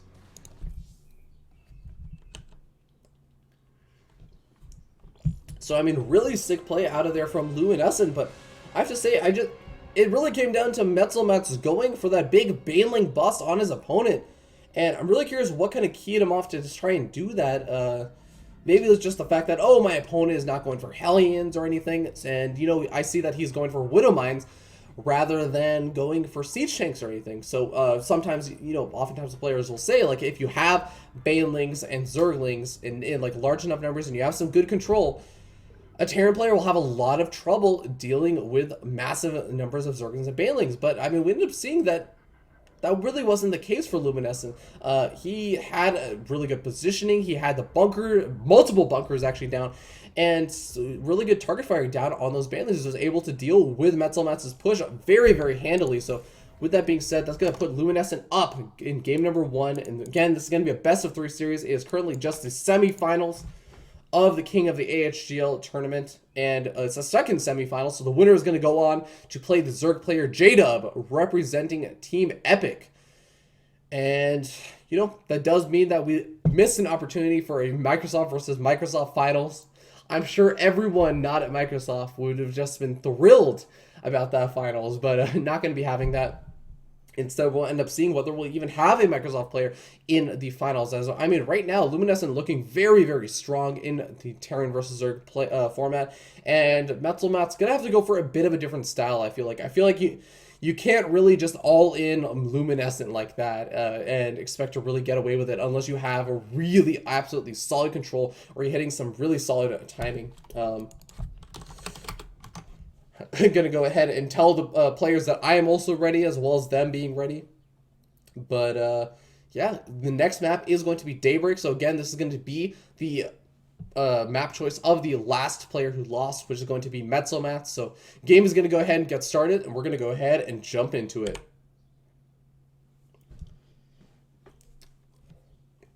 And, again, Daybreak, a really solid map that I still kind of feel like it'll favor Zerg up until the point where the Terran player is able to get up that 4th expansion with a Planetary Fortress and maybe some Siege Tanks and Widowmines and whatnot. But with that being said, let's go ahead and jump into it as we spawn down here in the bottom left-hand corner of Daybreak on top of the yellow Zerg representing Team Amazon, currently down 0-1. Going to be looking for that comeback, has to win every game from here on out. It is going to be Amazon's Metzelmatz. And his opponent spawning up here in the top right-hand corner of Daybreak as the green Terran player, currently up 1-0 with some really solid defense against the Baneling aggression of his opponent. It is going to be Microsoft's Luminescent. Now, both of these players are really high-level Masters players, both of them really important players, actually, for their respective AHGL teams. So, I mean, that does mean that both these players have actually played quite a bit for the AHGL. Metzelmatz has played 10 games in the AHGL Season 3, and Luminescent has played 6. So, you know, that does mean that actually both these players had the opportunity to maybe research their opponents a little bit, see what kind of styles they favor, maybe what sort of openings they decide to favor. Now, I do know that Luminescent has actually, you know, done relatively well in, actually, I don't think actually that Luminescent has played any Terran versus Zerg. Here's actually a really interesting fact about him. He used to play Zerg, as recently as, you know, February and March, but, you know, during that time he decided, you know what, I'm gonna go ahead and switch to Terran. It's the most imba race. I'm sure that was his train of thought. But you know, he's actually been relatively successful. It's actually surprising how good he's actually gotten at Terran in such a short period of time, considering it's only been about 2 months and he's still been dominating in the After Hours Gaming League, still never dropped a game. And granted, in the After Hours Gaming League, he only really played TVTs, but we can see that his Terran versus Zerg also very, very strong. That's actually one thing that I like to note, that when a player tends to switch away from one race to another, when they end up, so for example, in the case of Luminescent from Zerg to Terran, that actually makes Luminescent so strong at Terran versus Zerg, because you know what? They know the matchup inside out. They know it from both the Terran perspective then, and they also know it from the Zerg perspective. They know exactly what a Zerg player hates to face. They know all about it. So really curious to see how Luminescent is going to play it out this game. I feel like we didn't really see what his normal build was really going to be in that last game, just because he kind of had to drop down those extra bunkers to prepare to deal with his opponent's, you know, kind of big aggression. But in this game, he's going to be opening up relatively similarly. He's going to be getting out that first Marine, followed by the Reaper. Reaper going to be able to do a little bit of scouting. Probably not going to be doing a whole lot of damage, especially on a map like Daybreak, where really there's only this little edge over here to actually pop up, as well as this edge. But really, as long as you can defend this area over here, the Reaper is not going to do a whole lot of damage. But regardless, Reaper going to be popping out. He'll at least be able to do a little bit of scouting information, as we see he'll get there over to his opponent's base right before the Queens end up popping out. And Zergling's speed actually has not actually even been started, as it looks like he ended up taking the guys out of gas. It's a bit of an interesting decision. I'm curious of what actually prompted Metzelmatz to do that, as now this Reaper can be able to do a little bit of damage. Really good control out of Metzelmatz, managing to keep most of those drones alive, but does end up losing one eventually as the Queen does pop out. Will we have a second drone kill? Yes, we do. And Reaper going to be able to move its way out over to the natural expansion, get a little bit of scout off, and then retreat to heal up. But now Metzelmat's going to be going for a very fast third expansion. That's why he pulled those drones out of gas. It looks like he feels safe doing that, given, I guess, maybe what he saw out of his opponent in that last game, as we end up seeing the same thing. Reactor barracks, looks like a factory going to be plopping out with a very fast starport. Widowmine getting started, and probably going to be seeing a Viking once again out of Luminescent. So bit of an interesting decision from Metzelmatz to go for this very fast third. I'm curious why he feels like he's going to be able to do such a good job defending. And now we end up seeing Reaper coming back in. He's going to be able to try and go for that drone. The drone just barely managed to survive with 2 hit points. He needs to go ahead and make a building or something with it. Maybe a spine crawler. Just be prepared to try and save it from that Reaper, as this Reaper has been quite effective. He's managed to get out once again without actually dying. And you know, this is just kind of what happens if you don't have Zerglings with speed research. You're going to be hurting when those Reapers try and just do an absurd amount of damage. So the Reaper is finally going to go ahead and retreat over to, it looks like, the natural expansion. Just going to go ahead and be sure that he can help out with any sort of Zerglings that do make their way across the map to do any kind of scouting. Now, what exactly has Metzelmatz's vision been? I mean, he actually should know that there is a natural expansion over here for the most part, but he hasn't really seen a whole lot outside of that Reaper. So I'm really curious what Metzelmatz is going for, considering that he's just taking that very fast third. I'm wondering if this is a bit of a mind gamey play, saying, you know, my opponent is probably going for that same build. Maybe he's seen some of Luminescent's TVZ on the ladder. I know that some players from the AHGL have hit each other on the ladder just because, you know, they're all in that really high Masters MMR. But yeah, it's going to be a bit interesting. We do end up seeing a lair starting up for Metzelmatz. This isn't exactly an incredibly quick lair or anything. This actually sort of reminds me of the old school style of Nest T and Wings of Liberty, where you'll go up to the 3 bases, basically just defend with Queens, not even really make Zerglings, and you know, eventually after you get your 3rd expansion up, you're going to get up that lair and eventually transition into a very heavy gas style where you can get up a ton of Mutalisks. But you know, in the meanwhile, we'll see Metzelmats get supply blocked by this Viking. This Viking has been super duper effective, I have to say. Both in this game, the last game, considering he's been able to supply block Metzelmats in both of those games. And that's actually pretty annoying, especially if you supply block this early on. We do have a couple overloads going to be popping out, but you know, you take whatever wins you can get. It'll delay Metzelmats' build just a little bit. It might build up a couple more minerals and gas than he initially intended to make, but regardless, everything's going to work out for the most part. And you know, we will end up seeing, looks like, quite a few upgrades, missile attack upgrades, as well as Roach Warren already finished up. So looks like Metzelmats want to move into a big Roach timing push, and I'm curious how effective it's going to be. We can see over here that Luminescent already has a siege tank over here on the high ground. And, you know, siege tanks on the high ground often said to be the biggest counter to roaches they could possibly get without just shifting entirely to, you know, air units like a battlecruiser or, you know, I don't know, Banshee.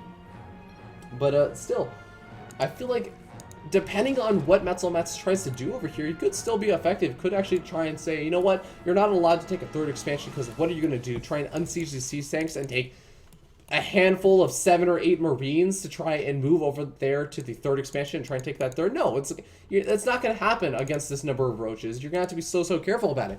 But we don't actually even see a third actually finished at all. Well, actually, no, we do see a third command center finished up for Luminescent, so he's going to be sitting in a decent position to maybe try and take that third sometime in the near future. But not if he can't defend against all these roaches. He's going to have to get out additional Marauders, he's going to have to get out some siege tanks as well, and just add on to that production. And that's exactly what we end up seeing out of Luminescent. Luminescent actually a little bit supply blocked, a bit of a mistake over there, and that actually is going to delay a lot. It's going to delay his medevacs from coming out for quite a bit. It's going to delay additional siege tanks and whatnot. This can actually just delay his third from being able to be safely taken. But, oh my god, do we actually have drop on the way? Yes, Ventral Sax is on the way, but it's been spotted by this Viking. This Viking is so important right now. He's going to be able to get yet another Overlord kill and also stop the entire drop play from Metzelmats. As Metzelmats going to have, you know, invested so much into getting up that drop play, gotten out all these roaches. Now he has a bunch of useless roaches moving their way, trying to say, okay, well, I'll try and deny my opponent's third. Oh, my opponent hasn't taken a third. Well, okay. This is such an uncomfortable position for Metzelmats, and Luminescent really taking a good position in this game. But I do have to say that despite all of this, Metzelmats has done a good job just kind of powering up on that 3-base economy. We can see he's up to 61 drones and just building up even further. He's got his hive tech going to be on the way, and you know, he's been getting out those upgrades for the roaches that, you know, will be transferable over to the Hydralis tech.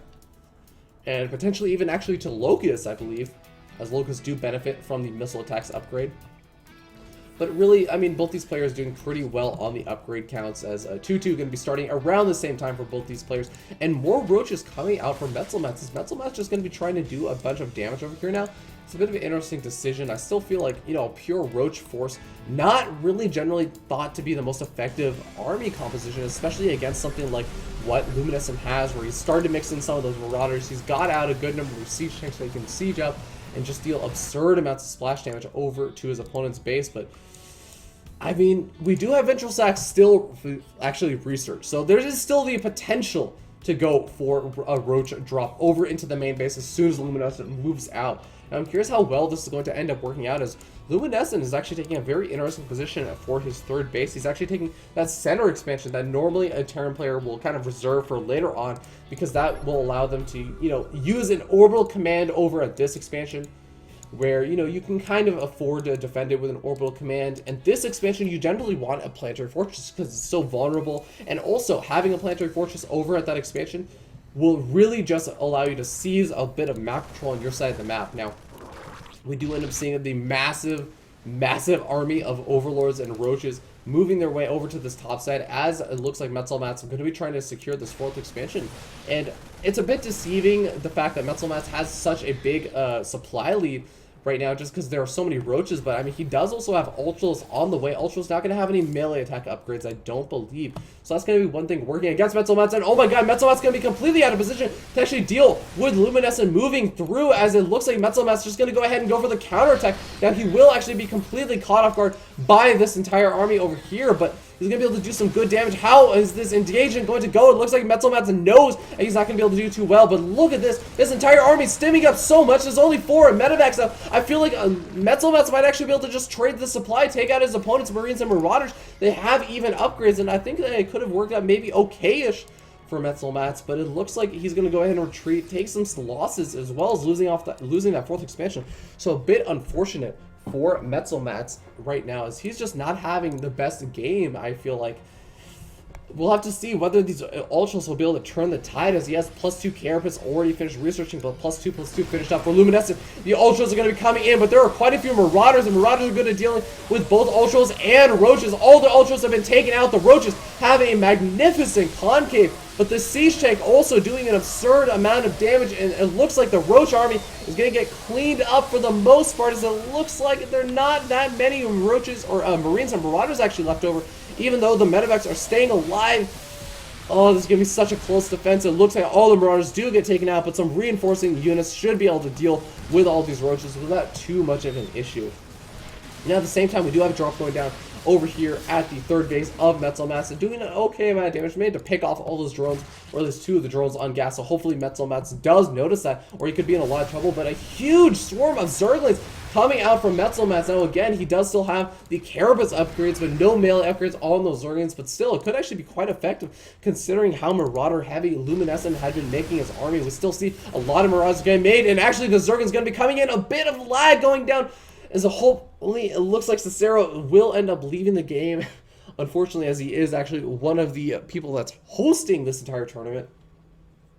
But yeah, we'll go ahead and bring it back over here, as we actually have a ton of Zerglings about to pounce right on top of all of these siege tanks, as well as the Marines of Luminescent. And, you know, siege tanks, yeah, it's good to pounce on them with those Zerglings, but Marines, there's quite a few of them actually that Luminescent has, and I feel like Metzelmatz just might not have enough Marines, or sorry, Zerglings to actually deal with that massive Marine count. I feel like he's going to have to retreat out over here, but, you know, let's go ahead and take a look at the game really quickly, as we end up seeing the chatter from the observers kind of going down. Everyone's saying what a noob Cicero is. I completely agree. I believe most of the people saying that are from Amazon, so they know Neil very well. But yeah, we have additional ultras on the way, and it looks like Chitinous Plate is going to be finishing up, as now we finally jump back in over here, and Luminescent going to be just actually retreating. As kind of interesting decision. There aren't actually that many. Oh, actually, wow, a lot more Zerglings coming in from the bottom side, and it looks like he's going to just be able to safely force a lift up on that 4th expansion, but the siege tanks are going to be sieging up over here at the natural expansion. It's going to be a bit difficult for Metzelmatz to actually break that, but oh, he could actually just come in over here to the 4th expansion over here, sorry. As this is morphing into a planetary fortress, that means it's not going to be able to lift off unless it cancels this planetary fortress from going up. It looks like the remainder of the army is trying to deal with this Ultra Zergling force over here, and it looks like the expansion does end up falling, the cancel going down a little bit late. And wow, Metzelmatz might have just brought himself back in this game, despite the fact that he's lost a couple of those Ultras. I mean, he still has a substantial number of Ultras. Chitinous Plating finished up, so he has 4 armor upgrades on those Ultras. Going to be doing absolutely absurd amounts of tanking for the remainder of his forces. And, I mean, as long as he can deal with these medevac drops decently well, I feel like he's going to be in such a great position in this game. We can see worker counts are relatively even. Only a couple of Marauders actually in this mix. Normally, when you only have that many Marauders, you want to go for sniping keys tech structures, such as the infestation pit, such as, you know, spawning pool of the Ultras cavern, but not going to be seeing that. The medevac completely, well, actually has a single Marauder left over, but it should actually get cleaned up, yeah, by all those Ultras and the Zerglings, and medevac wanting to get out of there.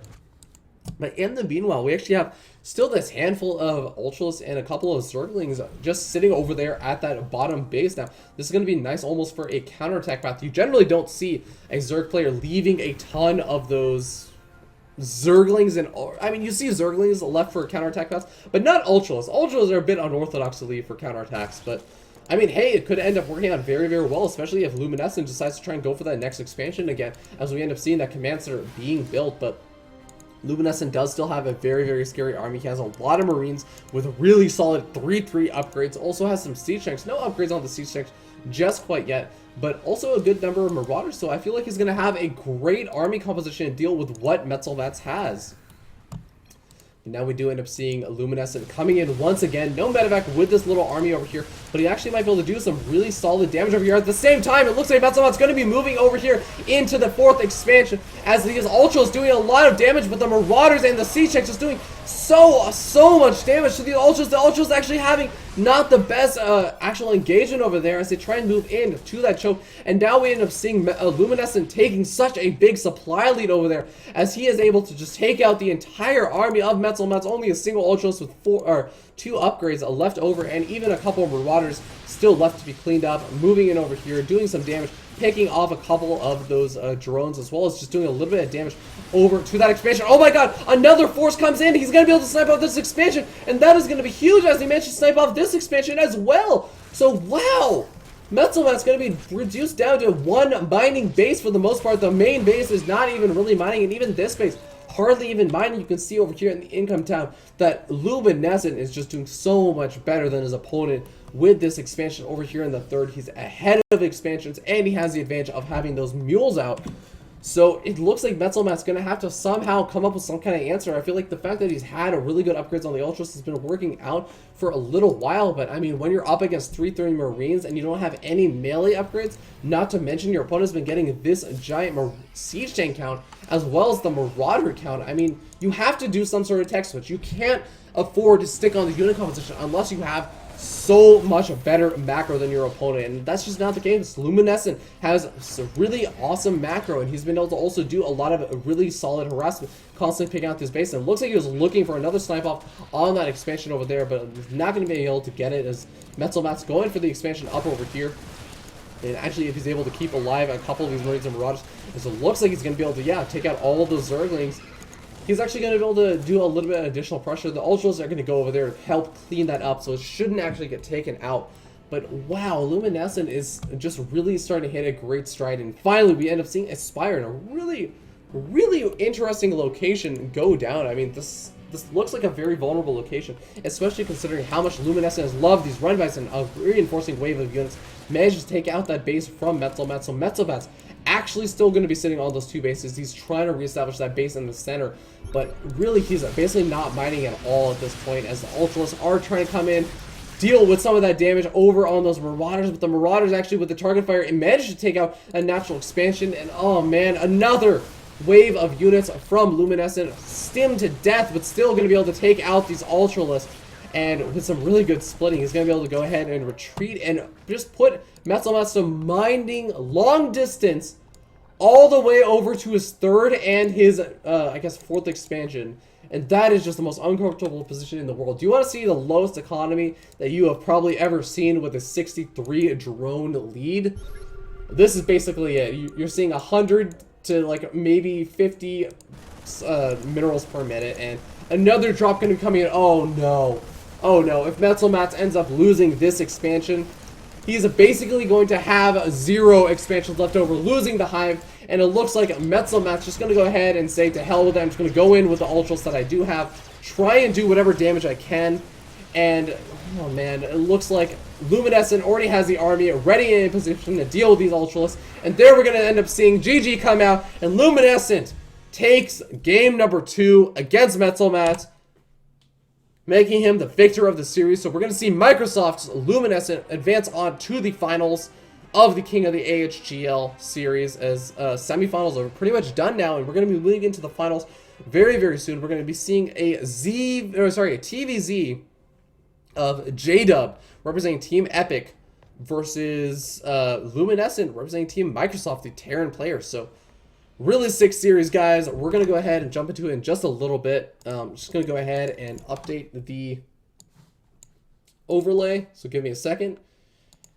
And after that, we're going to take a really quick short break. I believe the finals will be a best of 5 series. Neil might have to correct me on that, or Cicero might have to correct me on that, as he's the host of this. But yeah, going to go ahead. All right, so we have JDub. 1 second. Representing Team Epic. And hopefully this will be an epic series indeed, as both these players have really shown their worth in this whole, this tournament. Really showing that they are really absurdly good players, and it's kind of scary to think that they're going to actually be facing off against each other now. But with that being said, we are going to have the game loading up. We're going to take a really quick short break, guys, and then we're going to go ahead and jump into the finals. So stick around. We'll be right back.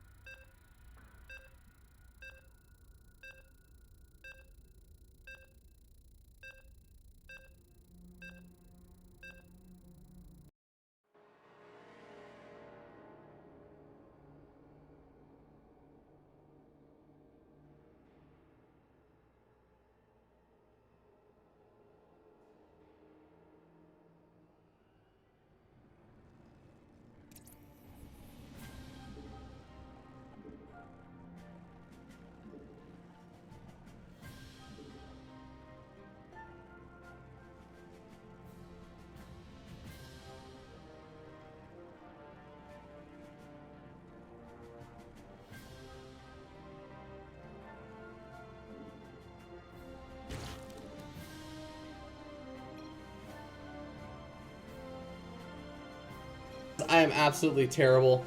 I had my mic muted this entire time.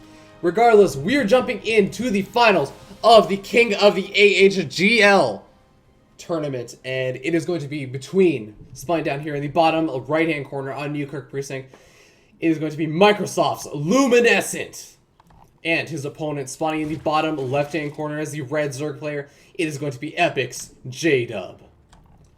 Now, before I was so rudely muted by my mic by myself, before we actually brought everything back, I was talking a little bit about how we end up seeing Terran versus Zerg from both these players in the previous series. And that means that we have a bit of an insight, as well as actually both of the players have insight into each other's playstyles in this matchup. For example, we saw that J-Dub really not too particular to a single type of tech. He kind of goes for whatever he feels like will be best for the game. We've seen him go for Roach Hydra. We've seen him open up for 2 base Mutalist play, as well as 3 base Mutalist play, as well as even getting out Vipers, Broodlords, Ultralists, everything. Whatever he feels is going to be best. So, you know, that does also have some of its own issues, because if you try and jump around a little bit too much, you're kind of, you know, good at everything, master of none. Whereas, you know, Luminescent, kind of on the opposite hand of that. He's been going for that very, very same build. Oh, but here we actually end up seeing varied up a little bit, as we end up seeing no gas geyser taken and goes for a 1-rack CC. I was about to say, he has been going for that same build where he goes for the very fast Reaper build.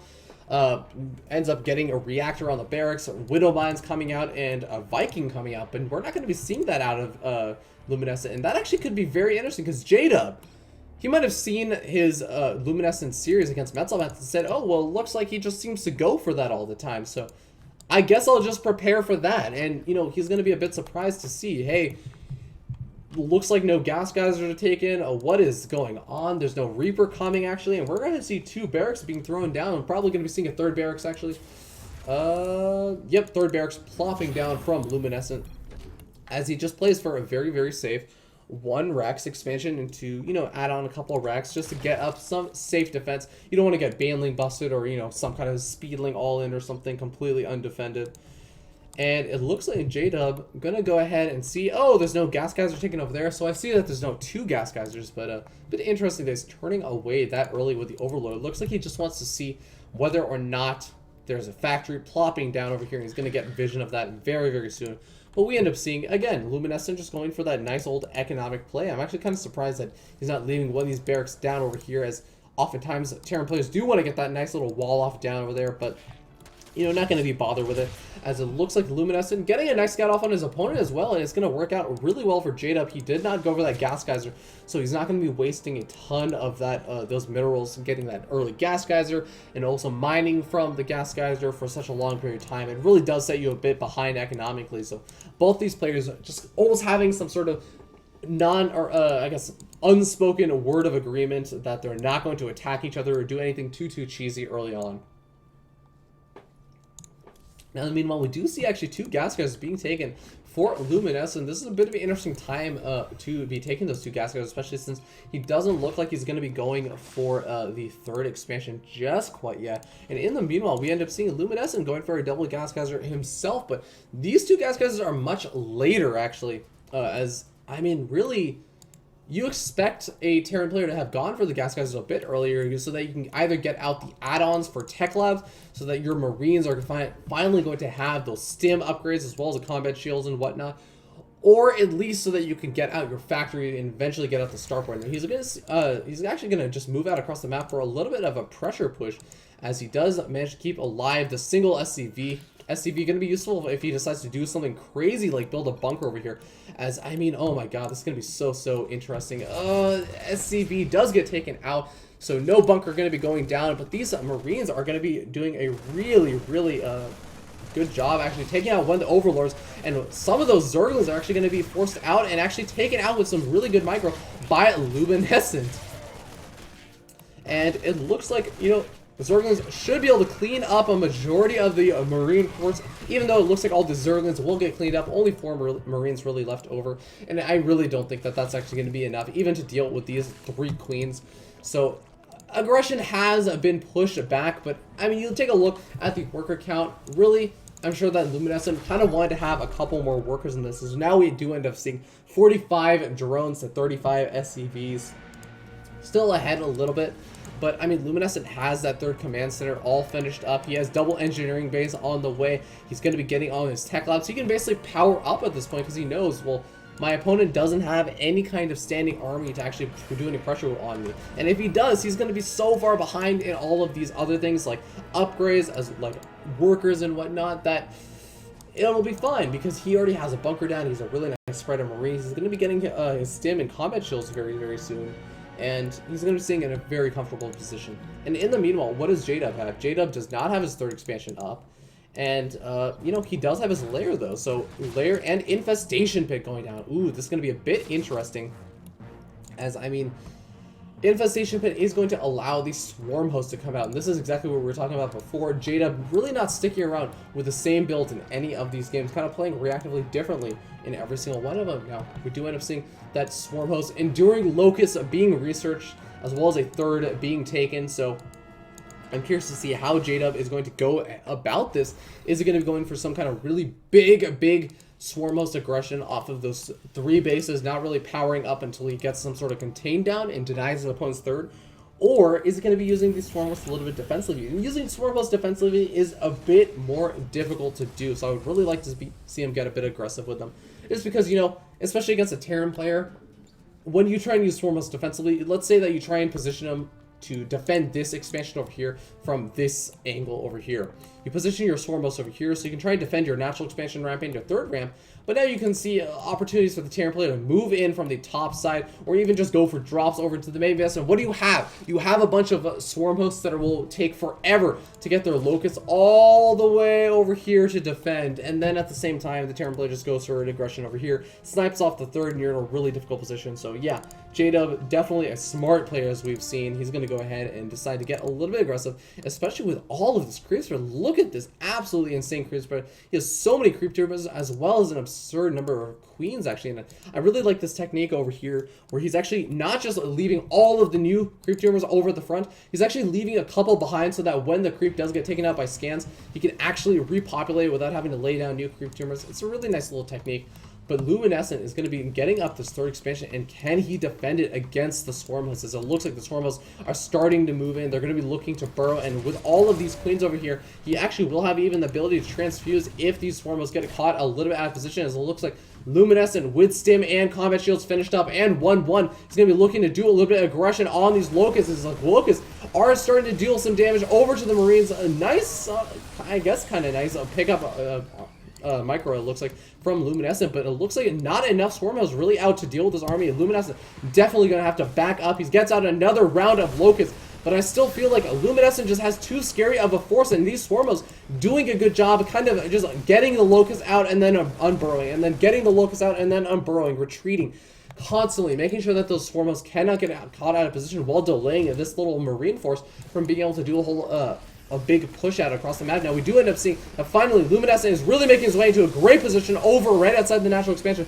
and these queens are just not enough, as well as the swarm boats, and it looks like, oh my god, Luminescent is actually going to be able to push over here into the natural expansion. The Zerglings are actually just getting picked up as soon as they end up popping out. The Zerglings really not having any upgrades whatsoever, so they're not really being too effective against these 1-1 Marines. And Luminescent moving straight over into the main base, and this is what I was talking about. The swarm boats are going to be a bit out of position. These locusts are really not going to be in the best position to defend in the main base, and the swarm boats, I mean, the locusts are doing a decent amount of damage over here, but soon they're going to expire, and Luminescent does actually finally get most of his forces taken out. Even though the swarm locust does finally expire, these Marines are going to get taken out just by the remaining Zerglings, it looks like. I would have actually loved to have seen Luminescent do some sort of big pickup with all those Marines, and maybe just a medevac boost over even to the bottom side of the expansion. Even if he doesn't end up doing a full-on retreat, he could have at least gotten out of the way of those swarm hosts and just waited for them to expire, but it doesn't look like it's going to be the case, and now he's going to end up having lost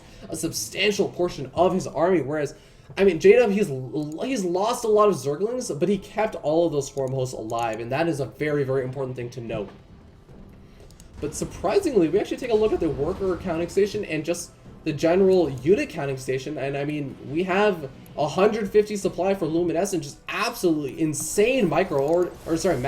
Already has a bunch of Widow Mines out as well as Hellbats. And in the meanwhile, J-Dub, this is really all he kind of has to show for it. He only has about 40 or 50 drones to the 70 of his opponent, and Locusts are going to be effective, just dealing some damage, kind of putting on consistent pressure. But man, I really am a little bit worried for J-Dub. His third got taken or put up really late. Now we're going to end up seeing a nice little squadron of Marines and this Marauder going to be able to do some good damage. Swarmhouse burrowing in. They're going to try and just deal enough damage to this little army over here before they're able to snipe off that expansion.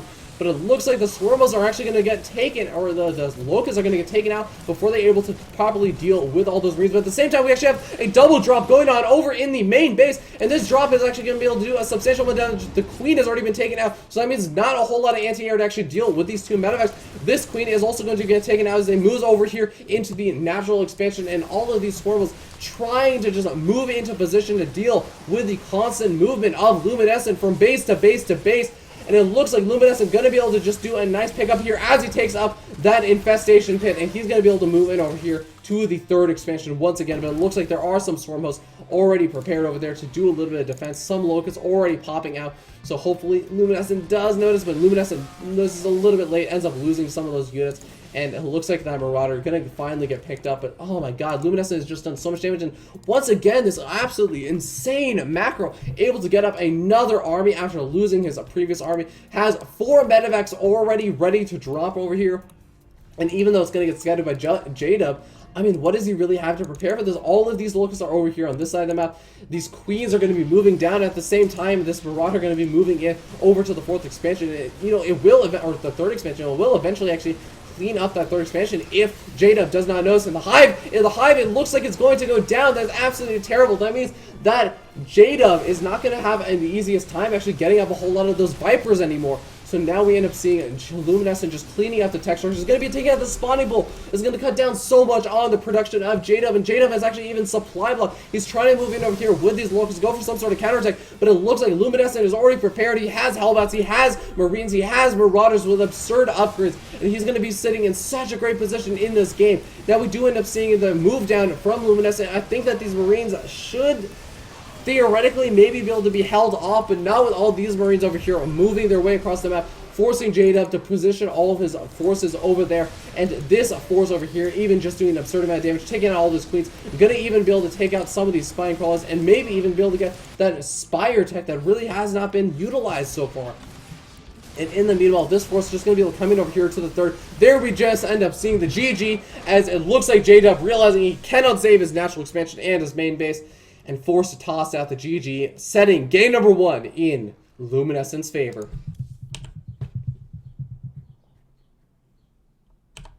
So really sick play out of Luminescent as he actually puts that series 1-0 up in his favor. Someone had to go 1-0, guys, and it looks like it's going to be Microsoft Luminescent, and some really just sick play. There's nothing other to say about Luminescent's play other than that he had really sick macro. He really just hit his stride. He got absurd upgrades all up at once. He made sure that he was still doing some good pressure during all of it. He wasn't just kind of sitting idly back toward the end of the game as he was doing all the drop plays. He was moving in with squadrons of units from the top side, even without really doing it in drop style. But yeah, eventually he was just able to take that game just because he was able to do so much damage while continuing to macro up behind it. So J-Dub's going to have to find some sort of answer to that. And, Swarmos, I think, are going to be definitely not the answer, because J-Dub had a lot of issues dealing with the multi-pronged aggression of Luminescent. And that just kind of goes to show you, Swarmos are really do have a lot of difficulty dealing with multi-pronged aggression because they're so hard to get into the correct position to defend. And I kind of actually don't like the decision to go for Swarmos on a map like a Newkirk Precinct, where your 3rd is going to be so far away. You really just go so easily pulled apart. But with that being said, we're going to be waiting to see what the next map choice is going to be out of J-Dub, and when that finally does get decided, we'll be able to jump into game number 2 and see what is J-Dub's plan. We've seen that he's been open to going for lots of different styles, so, maybe go for Roach Hydra, or maybe go just for a Mutilous Bane, and you might have a little bit more luck. Yeah. So with that being said, we have a little bit of talking going on in the AHGL chat, where we have all of our observers, most of them participants in the actual tournament, maybe knocked out in earlier rounds, or some other people, such as even I think some of the players that were playing earlier, such as War Death and whatnot, and I believe Metzelmats. With that being said, looks like the game is being loaded up, and the map is going to be Belcher Vestige. And this is one of those ladder maps that's kind of interesting, and I'm not too sure who actually holds the big advantage over here. But we're going to go ahead and take a look at the map. As you can see over here, that it has a bit of an interesting position just because there's so many different paths that you can see Zerglings can go through and whatnot. But you also take a look at other things, and you'll see, okay, well, from main base and the natural expansion, that's all normal, right? But the third expansion is rather far away for a Zerg player. They either can take this third over here down below, or they have to take the third over at the right-hand side. And either one is going to be very, very difficult and annoying to try and defend. So I'd really like to see, once again, Luminescent go for that sort of drop style of play and abuse that. With that being said, players are loaded up, and we're going to go ahead and jump into the game and introduce the players as we spawn up here in the top left-hand corner. On top of the teal Terran player representing Team Microsoft is going to be Microsoft's Luminescent. And his opponent spawned down here in the bottom right-hand corner as the Zerg player is going to be representing Team Epic. It's going to be Epic's J-Dub. And, I mean, the pressure is really going to be on J-Dub to do something differently this game, to really push this game in his favor, because you do not want to go into a series, a best-of-5 series, down 0-2, where you have to win 3 games in a row against a top-notch player like Luminescent to actually even make the comeback in this series. It's just so difficult. It's almost assuredly not going to happen. So J-Dub really needs to make sure that he actually does well in this game. And in the meanwhile, Luminescent, he has the opportunity to really mix it up. I mean, we already saw him sort of mix it up from that style that he was doing in his previous games against, I think it was Metzelmats, yeah, against Metzelmats, where he went for that same opening, the Reactor Barracks, Widowmine, Reaper opening and whatnot with a single Viking. But in this game against J-Dub, in the last game, he ended up going for a different build, and we're going to end up seeing that same build against Metzelmats finally popping out, and, this is going to be a nice map for it, I guess-ish. There's not a whole lot of room for the Reaper, but I feel like there's going to be a lot of open air space and a lot of availability for these overloads to get picked off by that Viking, so this could be rather effective. Also, I kind of feel like, I don't actually know. I was going to say I kind of feel like a Hellions wouldn't be that as effective on this map, but if you look at how wide this choke is, there's no way that a Zerg player is going to get Evolution Chambers and Queens all the way finished up to actually deal with any kind of Hellion play, Reactor Hellion play. So, I wouldn't have actually hated too much to see a Reactor Hellion opening as well. But in the meanwhile, we're going to see that J-Dub scouts out that Gas Geyser and the timing for it. So we're going to end up seeing single Marine pop out as well as the Reaper. And yeah, it's going to be looking to be very, very similar to his previous game against Metzelmats. And in the meanwhile, J-Dub would like to see him throw down a Gas Geyser, because he's going to have that Gas Geyser down at some point to try and deal with it. Unless he's going to be going for some sort of gas defense, going to pure Queen defense. And that'd be a little bit ballsy, I have to say, but I guess it could work out. And if you're able to get away with something like that, you're going to be in such a fantastic economic position, not having to have mine that Gas Geysers quite so early and be able to get extra minerals out. Now we're going to see that drone chased out, and he's going to get a nice scout off on the fact that there is that Reaper out. The Reaper are going to be able to get that drone kill and head on over to his opponent's base. Now, Queens are going to be on their way. I believe that, 30 seconds, I believe the Reaper should be able to easily get over into the main base of his Zerg opponent far before those Queens actually do end up popping out.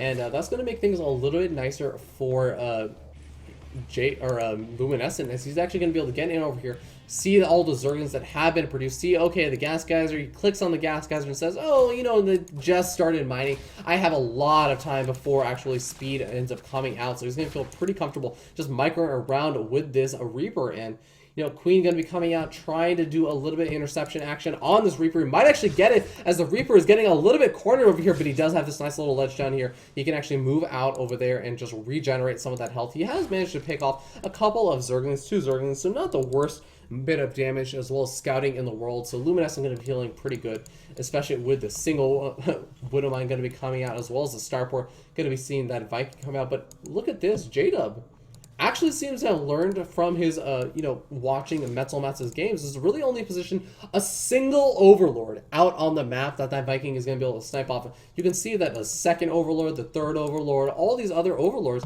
are actually just kind of sitting over at home, and they're going to be easily defended by these Queens. So, you know, I really like that kind of move, but at the same time, Luminescent, I mean, so he's going to have a lot more map control, and J-Dub's going to be a lot more in the dark about everything. Normally, a Zerg player likes to have a Overlord sitting around over here so you can kind of move it in, see what his opponent is up to at the appropriate time, as well as having an Overlord over here to move in and, you know, actually deal with that. But do we actually have the Viking already out or something?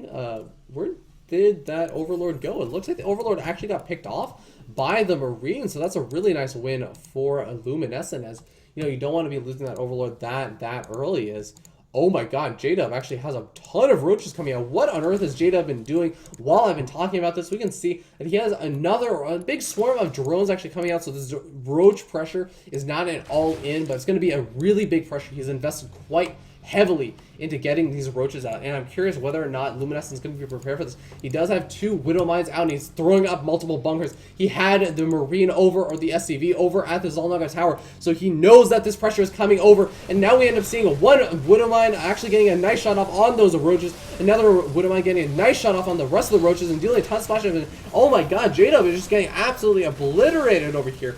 After all those splash damage from the Widow Mines, as well as these Marines just able to clean up those roaches without really any issues. I almost feel like it was an overreaction to have this many bunkers down for Luminescent, but honestly, I feel like he just came out a bit ahead in this. As you can see, J-Dub had to invest so much. You can see that he's down in supply, and even though he's got a ton of, you know, gas guys is going down and whatnot, he's going to be able to move into that layer tech very, very soon.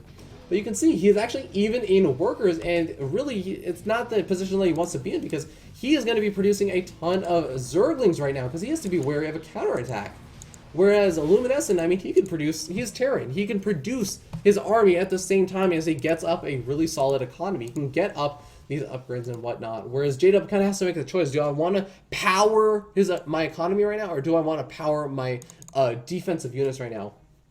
And it looks like with a handful of Zerglings out on the map, he's going to switch back to the worker count. And we do end up seeing a nice drop. A Widowmine plopping down, manages to get 2 kills. Not the biggest deal in the world, but hopefully J-Dub does realize that that is going on while this Viking actually goes ahead and just searches for some Overlords to kill. This Queen going to be very, very annoying for this Viking.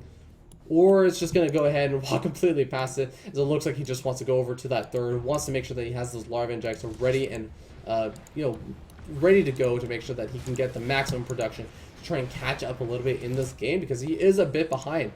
And it looks like Luminescent going to be transitioning into that bio style of play. Doesn't really have too many upgrades out just quite yet, but he does actually have, it looks like, no combat shields actually started. Never mind. But in the meanwhile, this Widowmine has actually managed to get 2 more kills.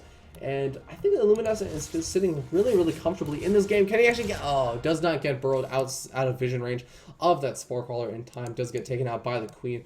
But again, Luminescent is going to be transitioning into the bio play, and he has 1-1 on the way. Actually getting Marauders out as well, so he's going to be well prepared for any kind of Roach defense that J-Dub could end up going for. But J-Dub has mostly Zerglings out. He's going to be transitioning into probably Mutiling Bane, as we end up seeing +1 melee attacks, as well as Carapace upgrades going down, and even just the fact that he has all these gas geysers out. He has the Baneley Nest going down, probably going to be seeing a transition into Mutils eventually, especially since he has his third up. He can get up those 5th and 6th gas geysers that are going to be so important for him to actually get up the gas necessary to produce a massive number of Mutils to try and do that harassment to his opponent. But Luminescent, he looks like he's going to be very, very well prepared. He actually still has 2 bunkers up, just ready and waiting for any kind of aggression that J-Dub will end up going for. And I have to agree with Catfish over here. His macro is absolutely insane. We've seen him in game after game after game not just do some nice little pressure plays. Even if he doesn't do the pressure or doesn't do an absurd amount of damage with a pressure play,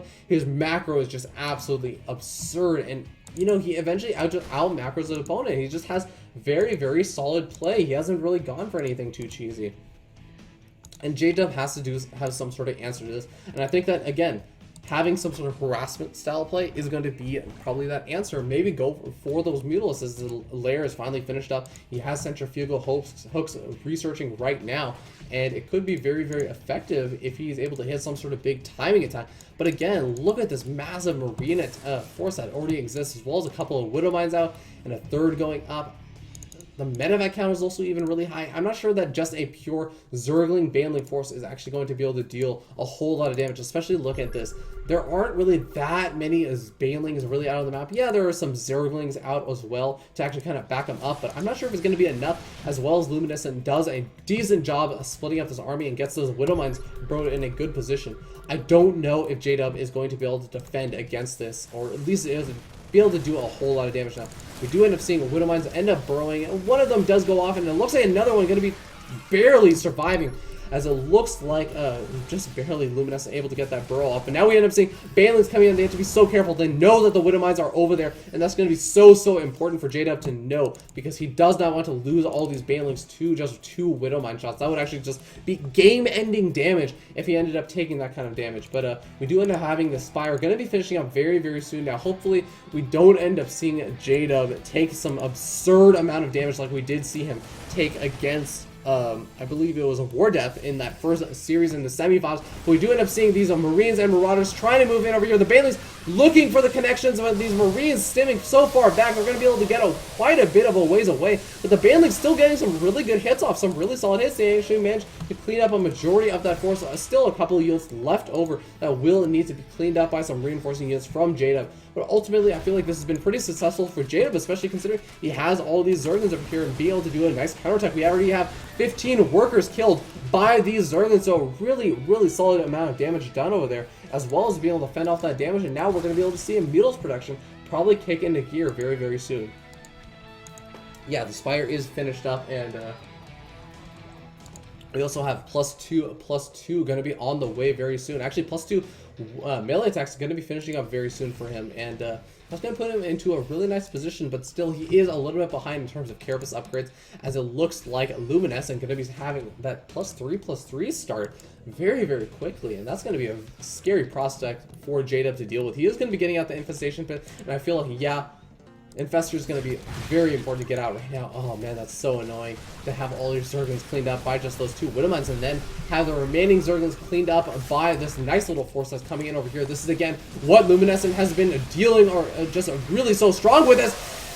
Not exactly the best of splitting up, but still, that macro is just absolutely insane. He's able to lose an army and immediately have another army just ready to go behind it. He's basically like Startail Bomber, and now he's going to be coming in over here to the 3rd expansion. Might actually be able to snipe this off. He's at least going to be able to get a ton of these drones. I really like the burrow play from J-Dub, trying to save as many of those drones as he can, as we can see. Oh, actually, wait.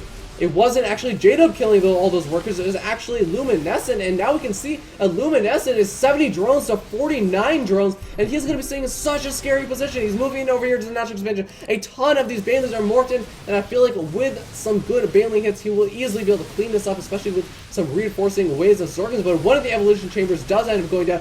Will he lose the other one? He does not want to lose that +2 Carapace upgrade, and there we end up seeing nice pickup from Luminescent. He knows that there's no anti-air over there, and that's going to put Luminescent into such a strong position. He is a 3-base Terran with 3 upgrades, going to be finishing up very soon, in a very scary army still out on the map against J-Dub, who's has a lot of Banelings out on the map. He has some good tech out. He has Mutals, he has also an Infestation Pit finished up, but doesn't have the economy to support them, nor does he have the army to really just go for some sort of all-in right now. And I feel like Luminescent might just very well take game number 2 at this point, if this game continues in this trend, if J-Dub is not able to do some kind of big damage to take out his opponent. Now we end up seeing a 100 supply differential between these 2 players, and yeah, Luminescent knows, hey, my 33 is going to be finishing up. I have a Planetary Fortress finishing up over at a 4th expansion. That's going to be very difficult for Zerglings to just counterattack at.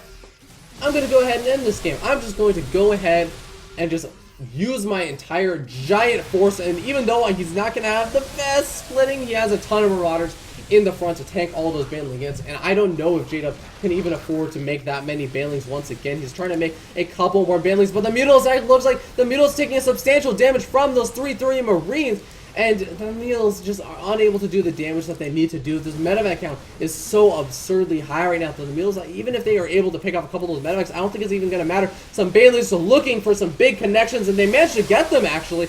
But, oh man, another reinforcing wave of units could come at any time, and it looks like J-Dub knows it. He goes ahead and tosses out the GG, as it looks like Luminescent from Team Microsoft taking game number 2, putting him 2-0 in this series. It's a best of 5, and he is 1 game away from winning.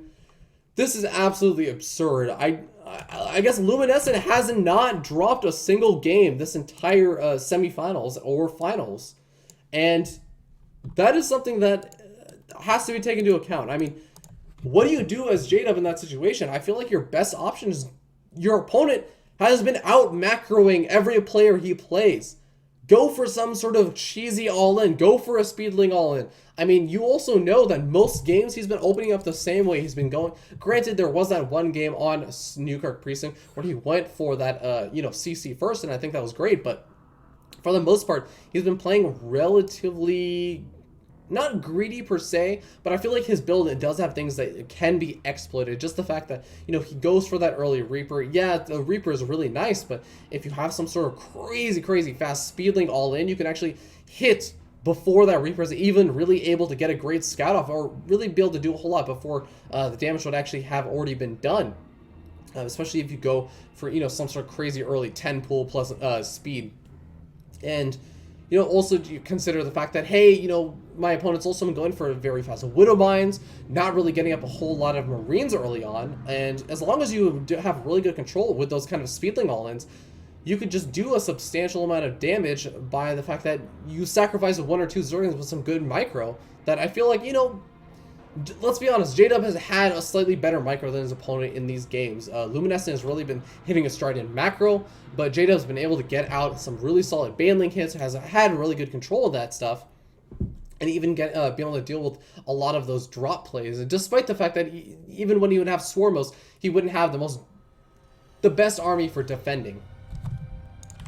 But yeah, with that being said, I think that J-Dub really should go for some sort of crazy all-in. I feel like that would be his best chance to make sure that he will be prepared for the next game, so that he's not going to be just losing this next game. If he loses this game, he's out. That's it. Luminescent will be declared the king of the AHGL. He will be considered the MVP, the one who has literally not dropped a single game in AHGL Season 3, or apparently I think in the chat they were saying in Season 2 either, or in the King of the AHGL tournament. Well, actually, I don't actually know if he's dropped a game in the King of AHGL tournament, but at least in the semifinals and the finals, like, that's so impressive to do. So J-Dub, really, please, it's not a bad thing to cheese. But with that being said, we're going to jump into the game as we spawn down here in the bottom left-hand corner on top of, it looks like, Epic's J-Dub. And he's going to be facing off 0-2 against his opponent. Spawning up here in the top right-hand corner as the red Terran player representing Team Microsoft is going to be Microsoft's Luminescent, the godlike macro Terran. And it looks like J-Dub has not started his 10th drone just yet. It looks like he's going to be making Overlord, so doesn't look like he's going to be throwing out any kind of super early speedling all-in cheese. Might still be going for some kind of big roach bust, as we ended up seeing kind of go for, but not really. I mean, he kind of committed to it, but not fully, and I feel like that ended up not working out for him in game number 1. But, we still have the potential for him to go for something crazy, and Luminescent looks like he's just going to be opening up pretty standard. Not going to be doing any kind of cheese. I mean, if you know that you're hitting your stride with a lot of that macro, why go for any kind of super duper aggressively crazy build when that's really just not where you're hitting? That's not where your strengths lie. You already have been winning the macro games. Just stick with them. Force your opponent to make the change, not yourself. And we're going to see a gas geyser going down, so we're going to be seeing that patented Luminescent style play, where he goes for that reactor barracks, Widow Mine, and whatnot. And J-Dub going to be going for that expansion right before the spawning pool, it looks like. So both these players playing it out very macro-centric.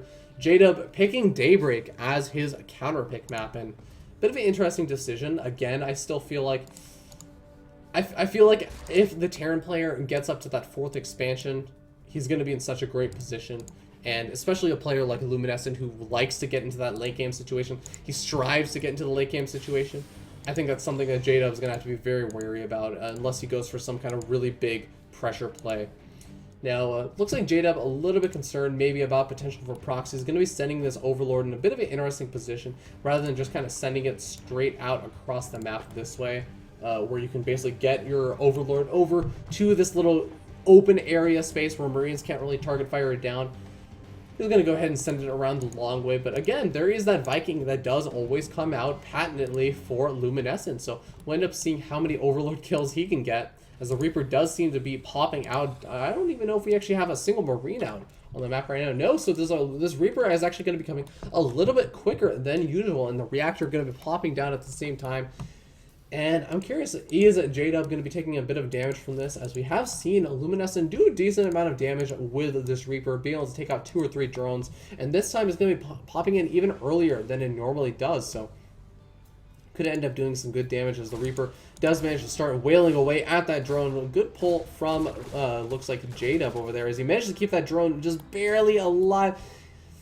And the Zerglings are actually going to pop out and force that Reaper back, so really well controlled by J-Dub, actually not losing a single unit so far. But again, Luminescent managed to keep that Reaper alive. Might actually be able to get a snipe off on this drone, but no Evolution Chamber going down. And Queens are going to finally be popping out, and he's actually going to be able to get this Reaper, maybe? No!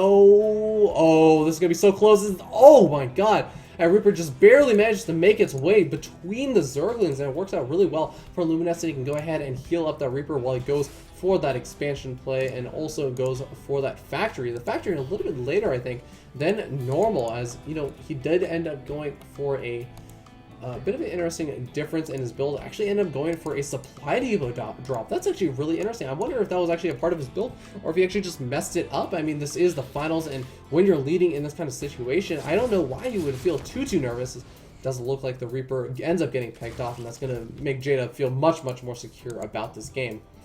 But still, I mean, you normally don't go for this kind of supply depot drop and not go for some kind of crazy all-in-ish sort of play, but we did end up seeing that out of Luminescent, as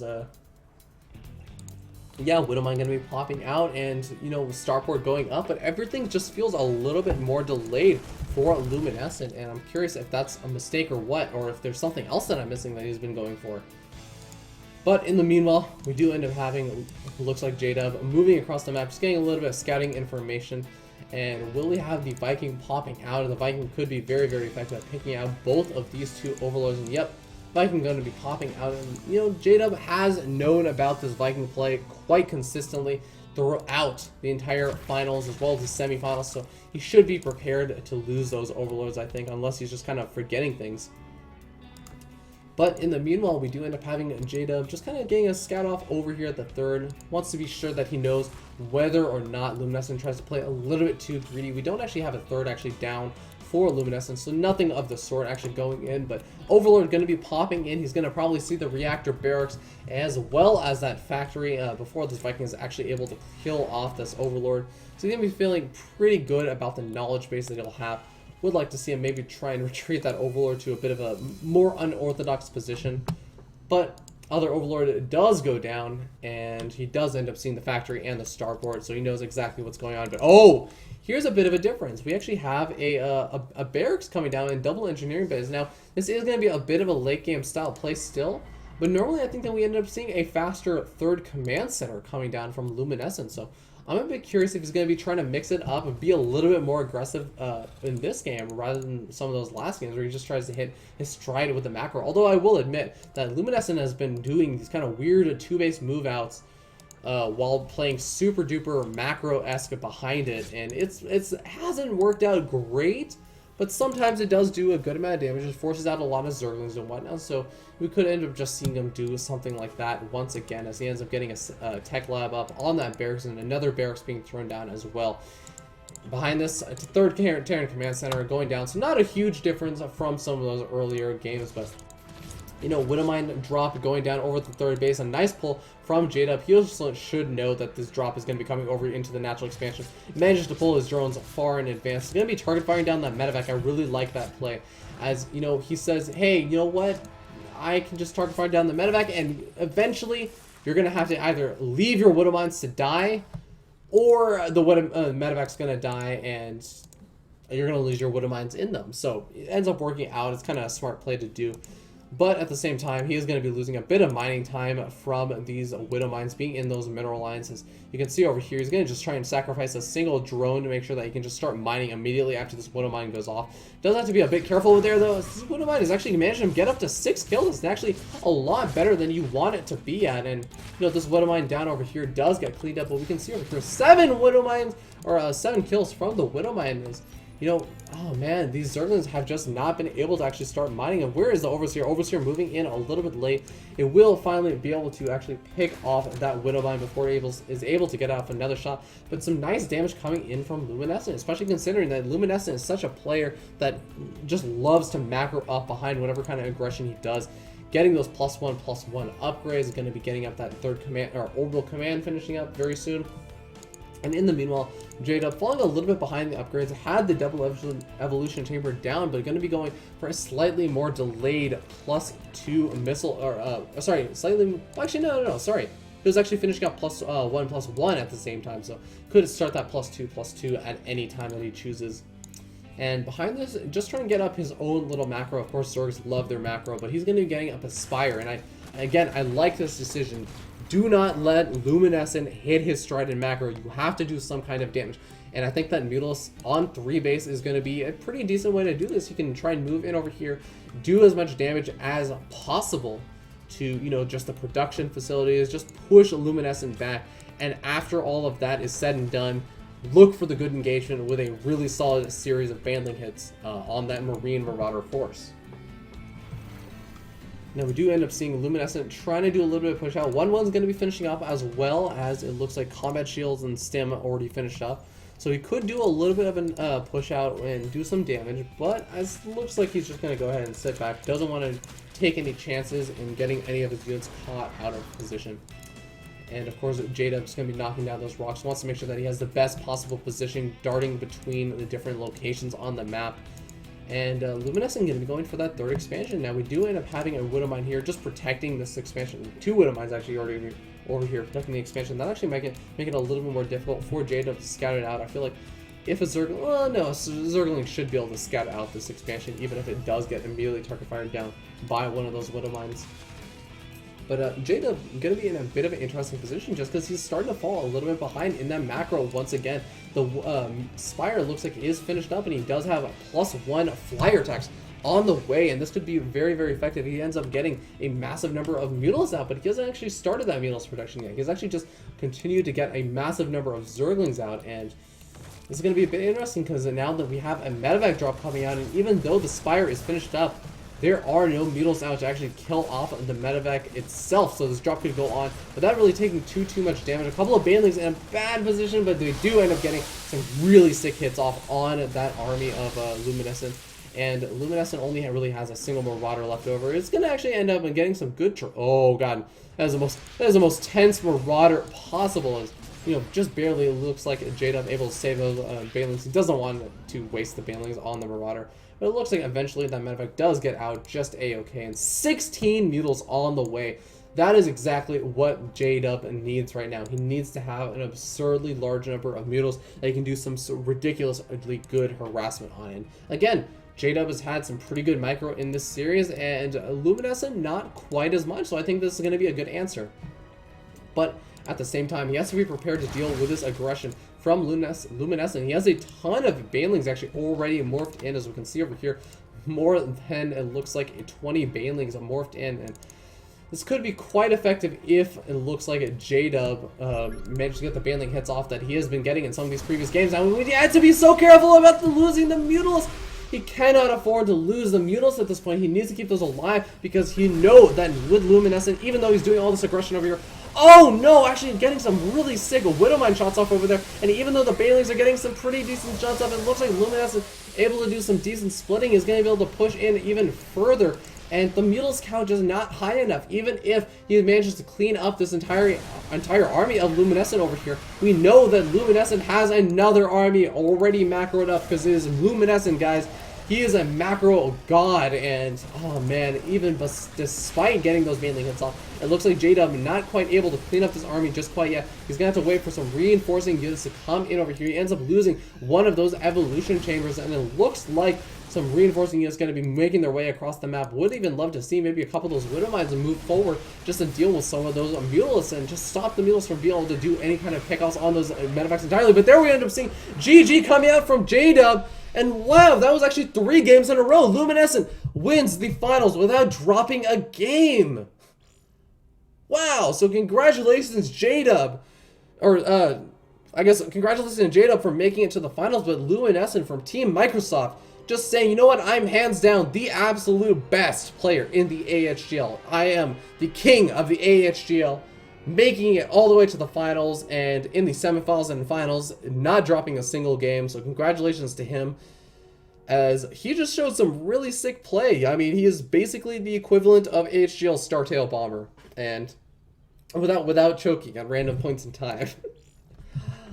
But with that being said, congratulations again to Luminescent. He's going to be taking home the glory for Microsoft. And Microsoft, for those who do not know, did end up winning the AHGL Season 3 finals with some really sick play against Microsoft, or Amazon as well. So Microsoft really just showing their dominance in the After Hours Gaming League. So thank you everyone that decided to tune in, as well as all the players that decided to play. That would be Luminescent, Metzelmatz, War Death, and of course J-Dub. And of course, all the other players that did play in the earlier stages of the bracket. Thank you guys all so much for that. As well as, again, all the people who decided to tune in over here on this lovely Sunday afternoon. But yeah, with that being said, I think that's pretty much it. So I had a lot of fun casting. Thank you guys all so much for all the compliments on my casting. I really am sorry. I'm not casting at my absolute best today. I have a bit of a cold, I'm sure that you guys could tell. Also due to the fact that I constantly was having to run and go get more water over and over and over again. So I'm also feeling a little bit lightheaded. But hopefully you guys did enjoy the cast and also enjoyed watching Luminescent just nerd stomp a ton of those players. But still really sick play out of all the players. Definitely, like, I think that they're all really good players, but Luminescent is just really that good. So with that being said, I'm not going to keep you guys here any longer. It's been a pleasure, guys. Take care and have a wonderful evening.